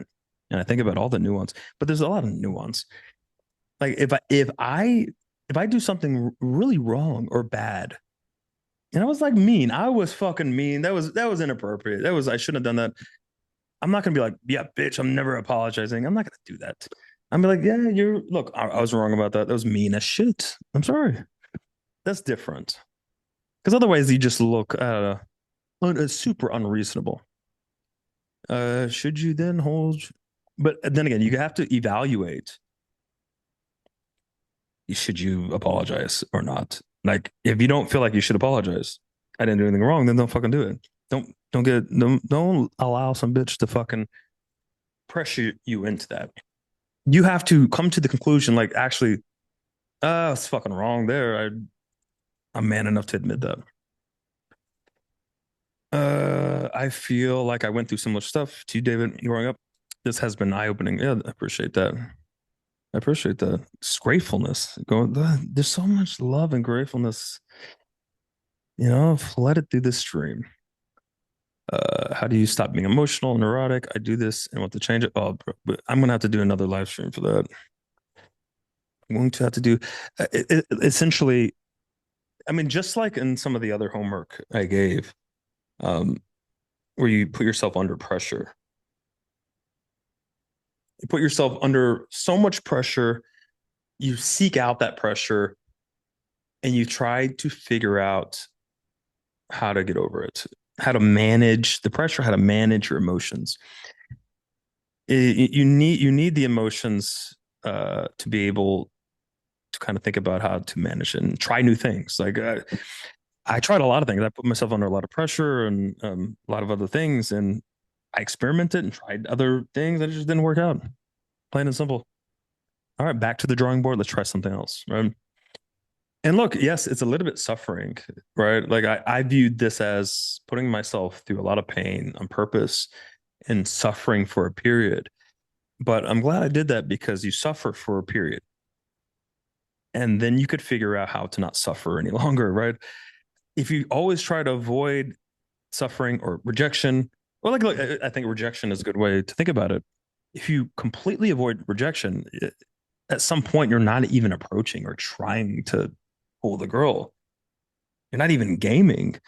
So I view that in the same way as like pressure and whatever makes me emotional, let's say, or neurotic. I want to take on all of that and kind of sit back, meditate on it, breathe, and figure out, okay, what am I feeling? Why am I feeling it? And how do I maybe adjust my framework? How do I change my mindset, my thinking, um, to kind of like manage this emotion a little bit better? Like, what will work? Let me try a number of things. And sometimes a lot of things don't work until you get to that one fucking thing that just clicks. How do you have emotional control, but at the same time not tolerate indifference? Don't they contradict? No, why would they contradict each other? Yeah, I just mean like if you're like if you can't just accept that she rejected you or is ignoring you, isn't that like kind of losing your emotional control? No, because it's very calculated. I'm not actually angry. I'm not going, oh, this fucking bitch, I can't. I don't feel that. Like, look, I even like have situations with women or my rotation girls or main girl where, they do something and I know logically I need to address this or I need to make a statement. Oh, I got to make a statement. Hey, don't fucking do that again. Now, when I do this, I'm not actually angry. Like if you got to like jump into my body and feel my feelings and everything, I'm not emotionally angry. I'm not bitter that these bitches find me indifferent. I don't feel that. Okay, so you're saying just internally you're still emotionally controlled, but you're just expressing different things. Exactly. It's calculated. I'm in full control. And look, I'm sure you've heard, like don't act if you're, um, very emotional. Like you just wait until you calm down to act. That's kind of like how I approached it a little bit. If I felt really, really emotional and angry and whatever, well, I'm not going to make a decision, but I'm not going to act on it. All right. That's just something that I train myself to do. I'm going to act. It's going to be calculated. It's going to be the right decision, even if it's bold and fucking loud and seems emotional. Right? Does that make sense? Yeah, yeah. So you just identify she's being indifferent. I need to do something, but it's not coming from an emotional place. And I would say, look, if you feel super emotional, bitter about it, walk away. How about that? Maybe that's a good way to think about it. Like if you're like, just walk away, calm yourself down, learn to. I think you should focus on practicing some emotional control, thinking about it, kind of figure this shit out, meditate a little bit, as practice. But don't react or act on your emotions. It doesn't mean that your action may be bold or loud or come across as emotionally charged, right? Because look, if I have a motherfucker that comes up to me in whatever situation, I don't know, Imog, whatever, and he's like emotional, he's reacting emotionally, he can't help it. He has no emotional control and he's going to act on it. It's just so fucking easy to control him. So easy. It's so easy. You're done. I'm gonna whip you up into a frenzy and like frame control. You won't know what to do. You have no idea. But if a guy comes over and he's got emotional control and he's very calculated and he's not acting on his emotions, a little bit more difficult, right? So control your emotions, don't act on your emotions, walk away, meditate, then jump in. How do we test if our theories were right or wrong? By asking women the same question. Exactly, bro. Like, um, let's put it this way: a lot of reference experience and a lot of data. Data. A lot of data. I have a theory. I have this situation like 7 times in a row. Let me test my theory. Let me maybe get feedback from the girl in some way. Um, like you do this with certain things, like with 50 girls 50 times in a row, and it's like overwhelmingly my theory was proven right. Or there's a nuance. Like sometimes you're not 100% right. Sometimes you're partially right and partially wrong. And you get to sort of kind of recalibrate your theory a little bit and perfect it.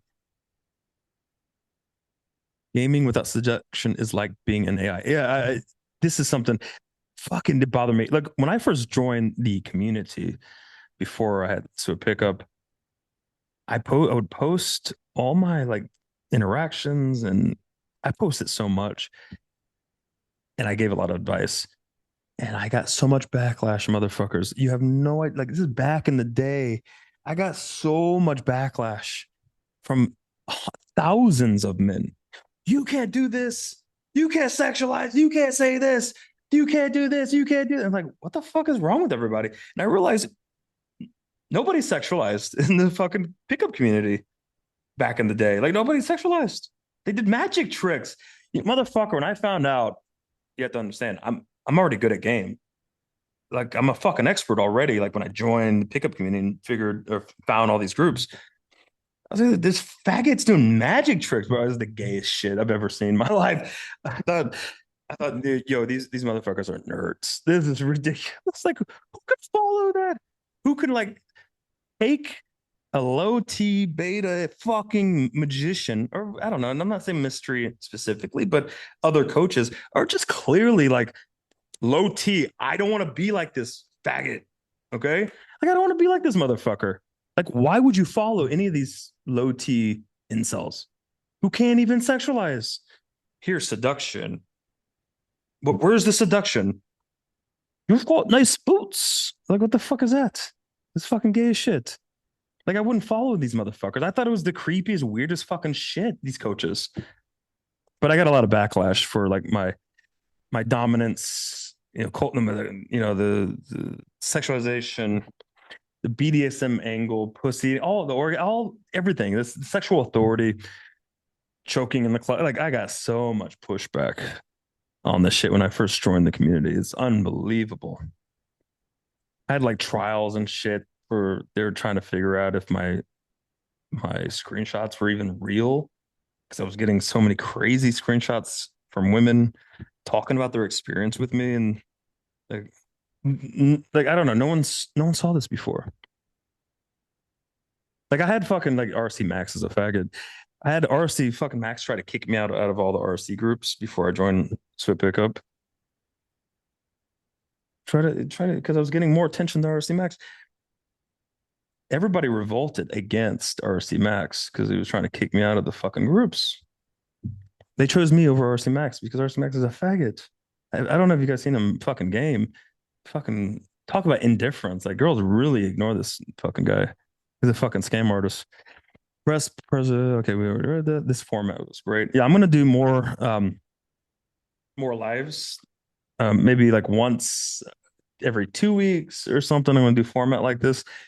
If you have any feedback about the format, let me know. Amazing stream, Ultimate Guru. Thank you. This stream has been insanely valuable. I appreciate that. Are these things we should take notes on and look at daily? Maybe just title of the slides. Yeah, well, look, I'm gonna have the recording. So you could actually kind of go through the recording and the slides one by one. It's a lot. It's 4 hours. Just take one slide, one recording, and go from there. Thanks for the stream. How to be bold with conservative girls.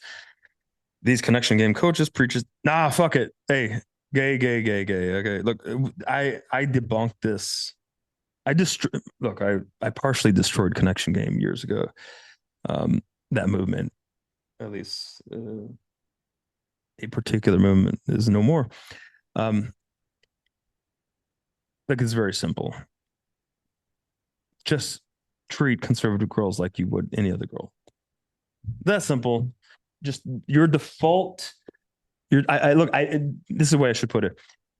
Guys fuck up even more when they perceive a girl to be conservative, and they absolutely change up their game because 5 out of 10, 6 out of 10 times they're not actually conservative, and the remaining 3 out of 10 times, the girls may be conservative, but they want to get fucked in the ass or something. I don't know. You know what I mean? Like the girls want to get fucked. So like you could have ran the same game and still fucked all these girls. So I would just not adjust my game for the conservative girl at all, unless you really, for some reason, you have to calibrate on the fucking spot with a specific conservative girl. And by the way, connection game coaches don't even understand connection. It's unbelievable. Like, oh, fuck, man, this is pissing me off. Like, coaches, you have to understand. I know these coaches in person, and I've known them for years. They fucking suck dick. They suck dick. They suck dick. They don't know what the fuck they're talking about. They're just like repeating like theory they learned from some coach in 2003 or some shit. They don't know what they're talking about, and they know it. They know they don't know what they're talking about. When I'm in front of one of these coaches, they submit. They shut their fucking mouth. They don't know what they're talking about. They're retards, okay? So I would just erase everything from other coaches, period. The end. You know, we used to go, you know, you could take some of the good. It's like, actually, no, I changed my mind. They're all faggots. Just forget about everything. And they don't understand connection. Fuck it. I'll do a whole fucking live stream on connection. Because I could go in depth into that one. All right. Do you have any questions about this presentation or any aspect of this presentation?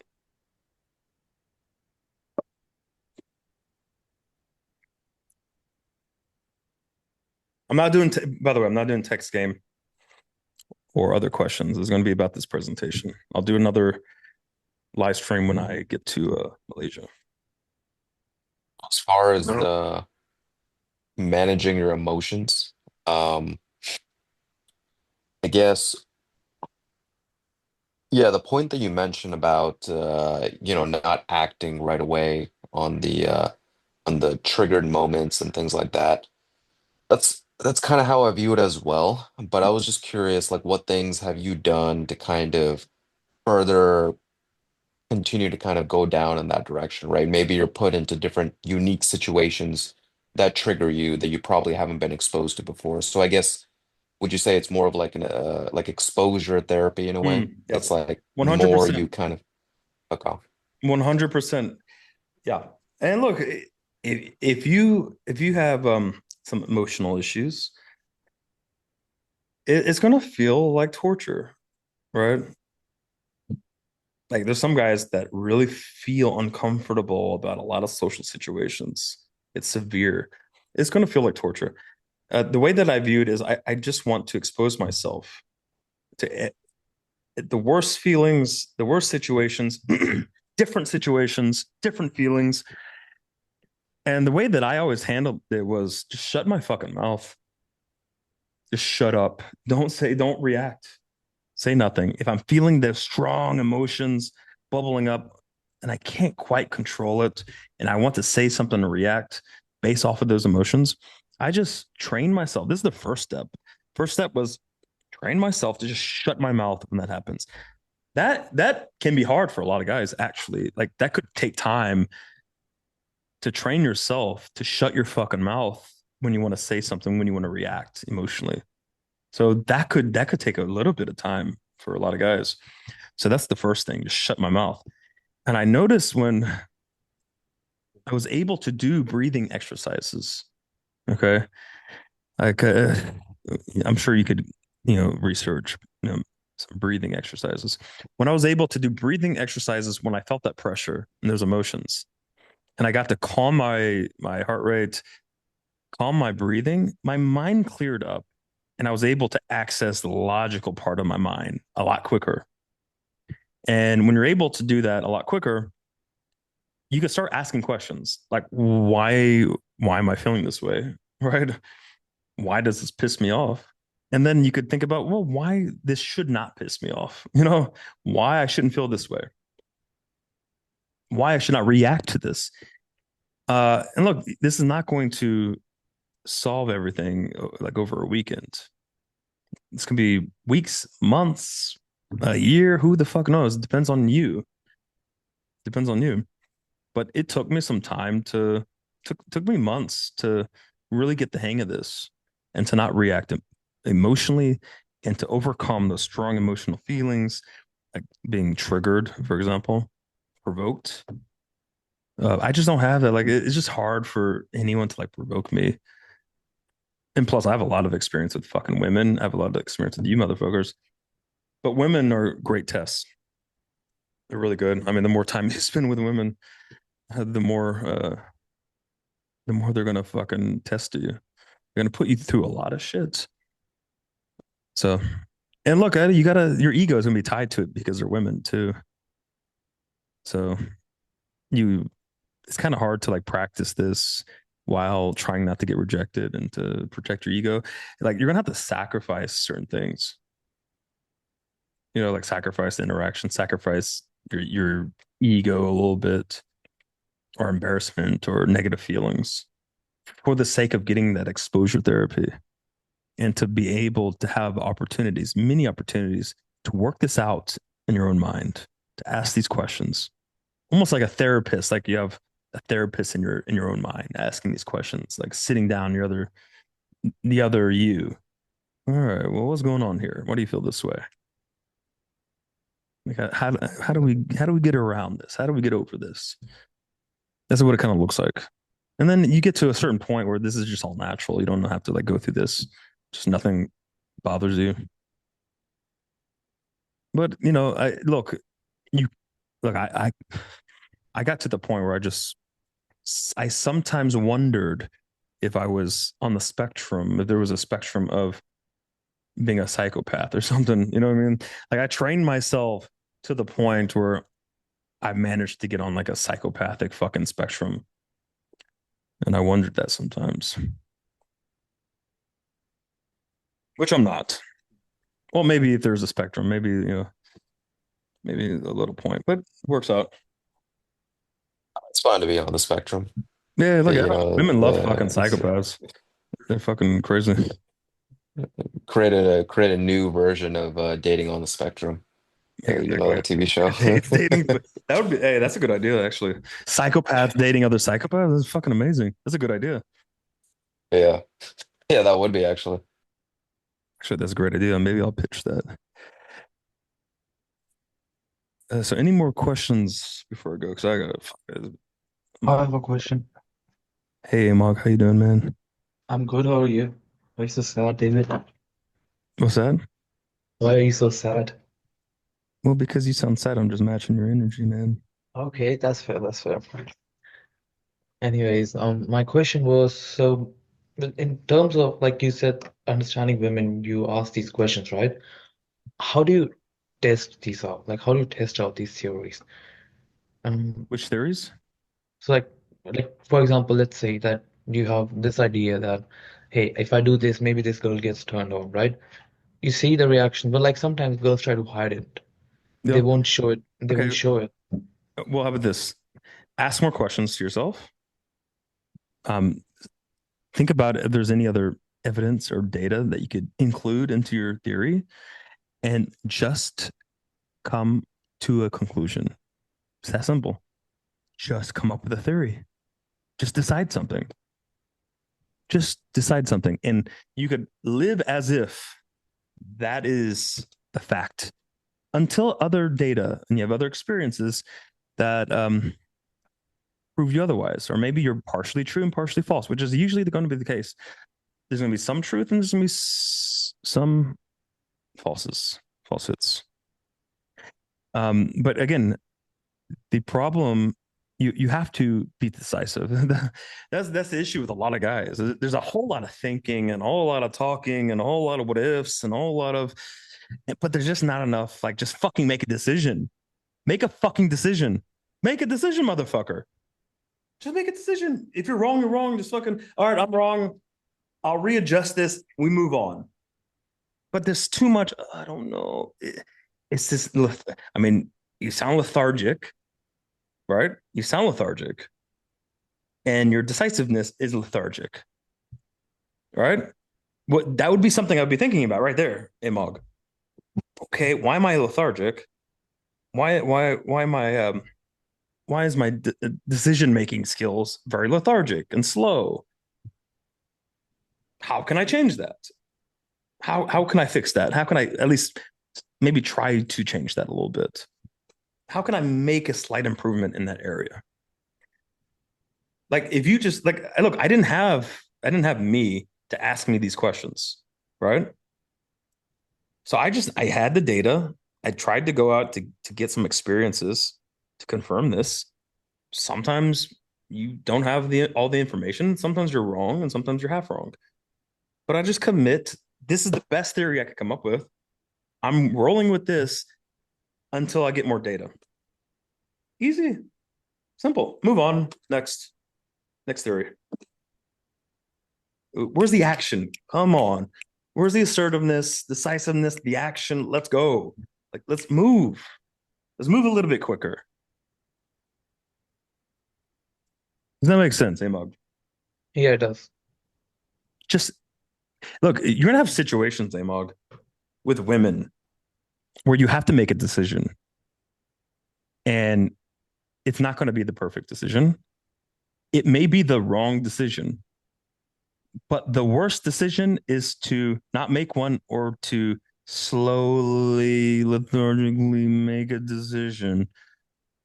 That's going to be usually the worst situation. That's worse than making the wrong decision. Okay. I found with women in a lot of cases. So you're going to have situations with women where you just got to, motherfucker, you got to make a decision confidently. Because even if you're wrong, at the very least, she looks at you and goes, hey, this motherfucker's making decisions. He's taking action. He's trying. He's moving shit forward. And sometimes you find out that you made the wrong decision, but she doesn't know you made the wrong decision, right? Like there's so many cases where I'm like, ooh, I could have made a better decision, or I made the wrong decision. But women had no idea. Like, a lot of them just don't even know you made the wrong decision, or there was like an alternative. You know what I mean? They don't know, but you do, and you get in your head about it. But a lot of women don't fucking care, or they don't know. And all they know is you're a confident, assertive man who's very decisive. So masculine, sexy. That's what they perceive. What do you think, Imog? I, I kind of understand what you're saying, right? Like, I get the basic gist of it. Yes, but look, Imog, because you're inexperienced, you're so goddamn inexperienced. You, that's that is the that's the furthest you're going to get right now in understanding of things making sense. If you're going to try to get more theory and fucking sit around jerking off, it's never going to come. There's always going to be uncertainty. You understand? You're never going to fully understand. Not until you actually go out there, take action, test things out, ask questions, come up with theories, and think that things will become a little bit clearer. It'll make sense. There's going to be things that I've talked about that you've heard where you go, I don't know about that. Sounds like bullshit. I can't buy into that. I don't understand that. And in 1 year, 2 years, 3 years, you're gonna be like, okay. I get it now. Makes sense. So, like, if you're trying to like have this complete full understanding, is not gonna happen. You need to go as far as you can, the best you can, and let's figure this shit out. Let's get some experience. Let's come up with theories. Let's go. Let's make decisions and let's take fucking action. And you should be happy with it. Be grateful that you made it to this point and you have this opportunity.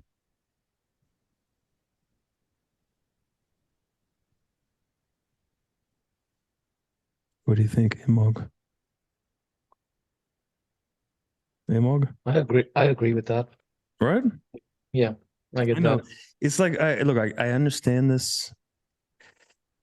There are some guys who just want all the answers. Just like I don't know if I could, hook them up to a machine and just like download everything I know and like make them understand. They would do this. They'd probably negotiate a price, of course, like $100 for this. But like this is what a lot of guys they just want everything fed to them, and you can only have so much fed to you, right? You can only have so much fed to you before you actually have to take some action and gain some experience and actually understand this yourself. You can only go so far. We all know theory junkies, right? It's like a lot of RC guys like theory junkies. It's all about theory, but they're just running around with the theory that they're reading theory nonstop all day without taking a whole lot of action or learning on their own, and they're just lost. Well, they're running around with the incorrect theory. Well, they're running around with other retards who are horrible with women, coming up with theories from the basement while they're playing Dungeons and Dragons. That's even worse. At least they sat around a table in the basement, try to figure this out, right? Even if they were wrong, at least they tried to be original to a degree and figure it out.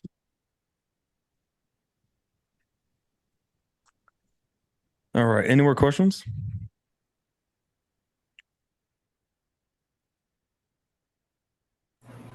Oh, well, I was just wondering one thing about frames, David. Mm. I know you talk a lot about frames, but it's kind of like this weird word. It's not familiar. So could you like think of actual frames like I'm the dominant one in the relationship, or I'm the authority, or are these frames like that you set that you think about, like these sentences that can be defined instead of just saying Yeah. frame control? And look, this is one of the most goddamn complicated things to explain in game. This is so hard to explain. You could think about it this way. Okay, I talked about identity, purpose, belief system, your path, right? Your direction. You know who you are. You know what you want to become. You know what direction you're headed and what obstacles, and so forth. Right? You have point A to point B. Point A to point B. I kind of look at it as like a narrative or a movie. Let's say, right? I have a particular belief system or reality that I want other people to join in, or I want to maintain my own. Um, some people want something from you. Some people want you to feel a particular way. Um,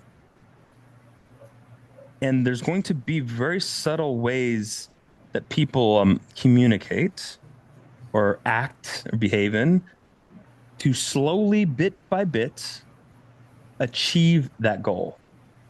So this is like if you look at a movie or a narrative or something, you slice everything up into tiny, tiny little pieces. Just boop, little pieces. And every little action, every word, everything is meant to move in the direction or to convince or influence the other person to a belief system or to into your reality or to give you something or to feel something. Now, is this making sense at all? I think Kind of, I yeah. think it's much easier if you kind of observe this a little bit, right? So, like for example, the Love Is Blind show. If you think about the frames, like what is this woman trying to set? What is she trying to convey? What is she trying to communicate? There is a motive behind every communication, every action, every word, everything. There's a motive, but we kind of look at it like this, like just one big scale. Like this person, I think, is trying to get this, but it's a little bit more nuanced that way. And there's little subcommunication, subtle things happening, frames that are set, that are rejected, that are agreed upon So within. one thing I just want to say one thing I'm wondering about, like the whole UMP method is like a whole frame. It's like you're the one with the sexual value, she wants the sexual value, you're giving to it bit Yes, by bit. The whole thing is like a frame. 100%. And I talked about this, James. I used to talk about this. Like, if people go, "Well, I have no value," or whatever, I have guys ask, "Have no value." Other guys have nicer cars. They have more money. They're taller. The six pack. The this or that. And I go, look, I completely understand this. At one point, I had no money. Yeah, I'm not the tallest. I'm not the best looking. Maybe I have a shitty apartment. Maybe I have no car. Maybe I live in the basement. Whatever. I understand that, but kind of how I handled this was, you know what? I'm not going to compete in terms of looks, in terms of height, in terms of like career, money, or yada yada. The things that I don't have or I would lose on, I'm not even going to compete. I'm going to bring the girl into a different arena, okay? And I'm going to force her into that arena. I'm going to make this about I'm the greatest pussy eater she's ever met. Okay. This is the topic. This is the framework. This is the framework that I'm working within is forget about the money, forget about the Lamborghini, your ex had, or, this other guy who's hitting you up. Forget about all these things. I don't care about that. I'm not going to compete with them in that regard. I'm going to compete in, I'm just the greatest pussy eater. This is the only thing I have. Is one single thing. I'm great at eating pussy. I'm the best. And I make the narrative about that. So when I bring her into that reality, what is she thinking?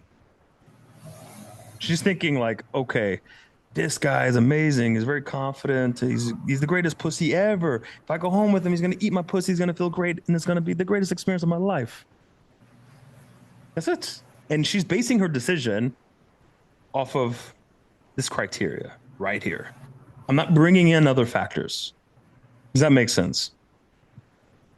Yeah, that makes a lot of Now, sense. as I gain more experience and I develop more skills and all these things, look, then you could add more weapons, okay, more tools, more DHVs, more pre-selection.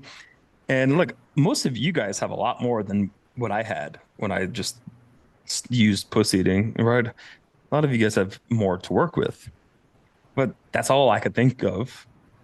And I was kind of like at a low point. I didn't have much. And I realized, like, yo, if I just bring girls in and make them focus on, I bring them into a reality where she's only thinking about and judging me based off pussy eating. So if she goes, "Oh fuck yeah, my ex was horrible at eating pussy, and that guy was bad at eating pussy." Well, guess what? I'm the champion. I'm the best. Like I'm on top of the hierarchy in that You regard. set the rules. I set the You fuck. set the I set the rules, 100%. like the So standards. 100%. If you go in with the like UMP structure and method, well, guess what?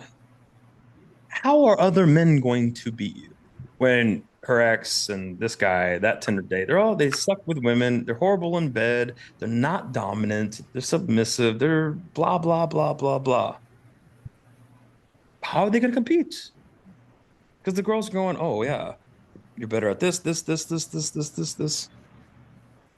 Look, if the girl says like, I date guys who have Lamborghinis and they're just billionaires. What are you gonna do? You're gonna be like, "Well, I have a Honda Civic and it's better than Lamborghini." You're not gonna do that. You're like, "Oh, that's cool," but he was a bitch, wasn't he? Like, he couldn't fulfill your fantasies. Like, no, he really could not. Even with all the money, he couldn't do it. You're just creating the rules. You're bringing her into that reality, and then she sees the criteria. So she's thinking about these topics. She's gonna make her decision based off of this. Yeah, I guess it's kind of like leading her into the reality that you want her to see, and not kind of like avoiding everything else. Like, Absolutely, not 100%. okay. That makes more sense. Hmm. But look, watch Love Is Blind. Okay, just think about the frames. Love is That's it. blind. That's Love a is show. Netflix. Yes, Oh, just Love Is Blind. I love it. It's one of my favorite shows. Just so I could break this shit down. I may do a live stream while we watch Love Is Blind, break it down. Just watch it. It's on Netflix. all right. It's trust me. It's And just think about the frames. think about the frames. Read body language. Come up with theories. By the way, theories. Like I don't. This bitch definitely doesn't like him. This bitch thinks he's a fucking pussy. Like, just come up with theories. This bitch is not gonna marry this guy at the end. She just wants some money. Just think about that. Look, there's so many episodes, bro. Like, I watched all of them. It's super, Okay. super interesting. Not because it's like entertaining, but because you could you could just read body language, make theories like predictions. I love doing this. I watch this with my girl, and I go after the first episode. I go, they're going to be together. They're going to be together. She's going to say no to the marriage. He's going to say no to the marriage because of X, Y, and Z. And I just come up with predictions and theories. And I remember the first time we did this, my girl, yo, she looked over at me and she was like, "What the fuck? You were right about everything." And she was like shocked because I even gave the exact reasons they gave, they verbalized. And she was like shocked by this, shocked by this. Like she was so impressed. She's like, you're just like, fuck, you could be in my head. You just know everything. I'm like, oh. Nice. I'll look at that. Hmm. I want to watch some of these episodes. Yeah, absolutely. I'm sure there's other shows as well, but like my favorite. All right, guys. Ooh, Thanks, Dave. yeah, of course. 4.5 hours. I'm gonna uh upload this. Fuck, let me make sure I have if I have space. Oh my god. Oh, I hope I have space. I'm gonna be pissed off. Let's see about this Mac.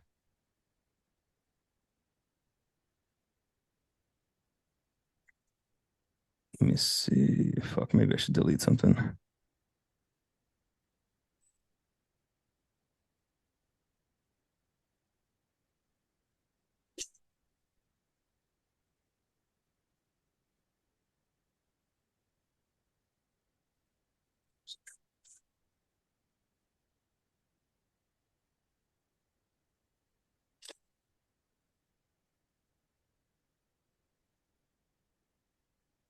Right. I fucking hope this thing is recorded. We'll see. All right, guys.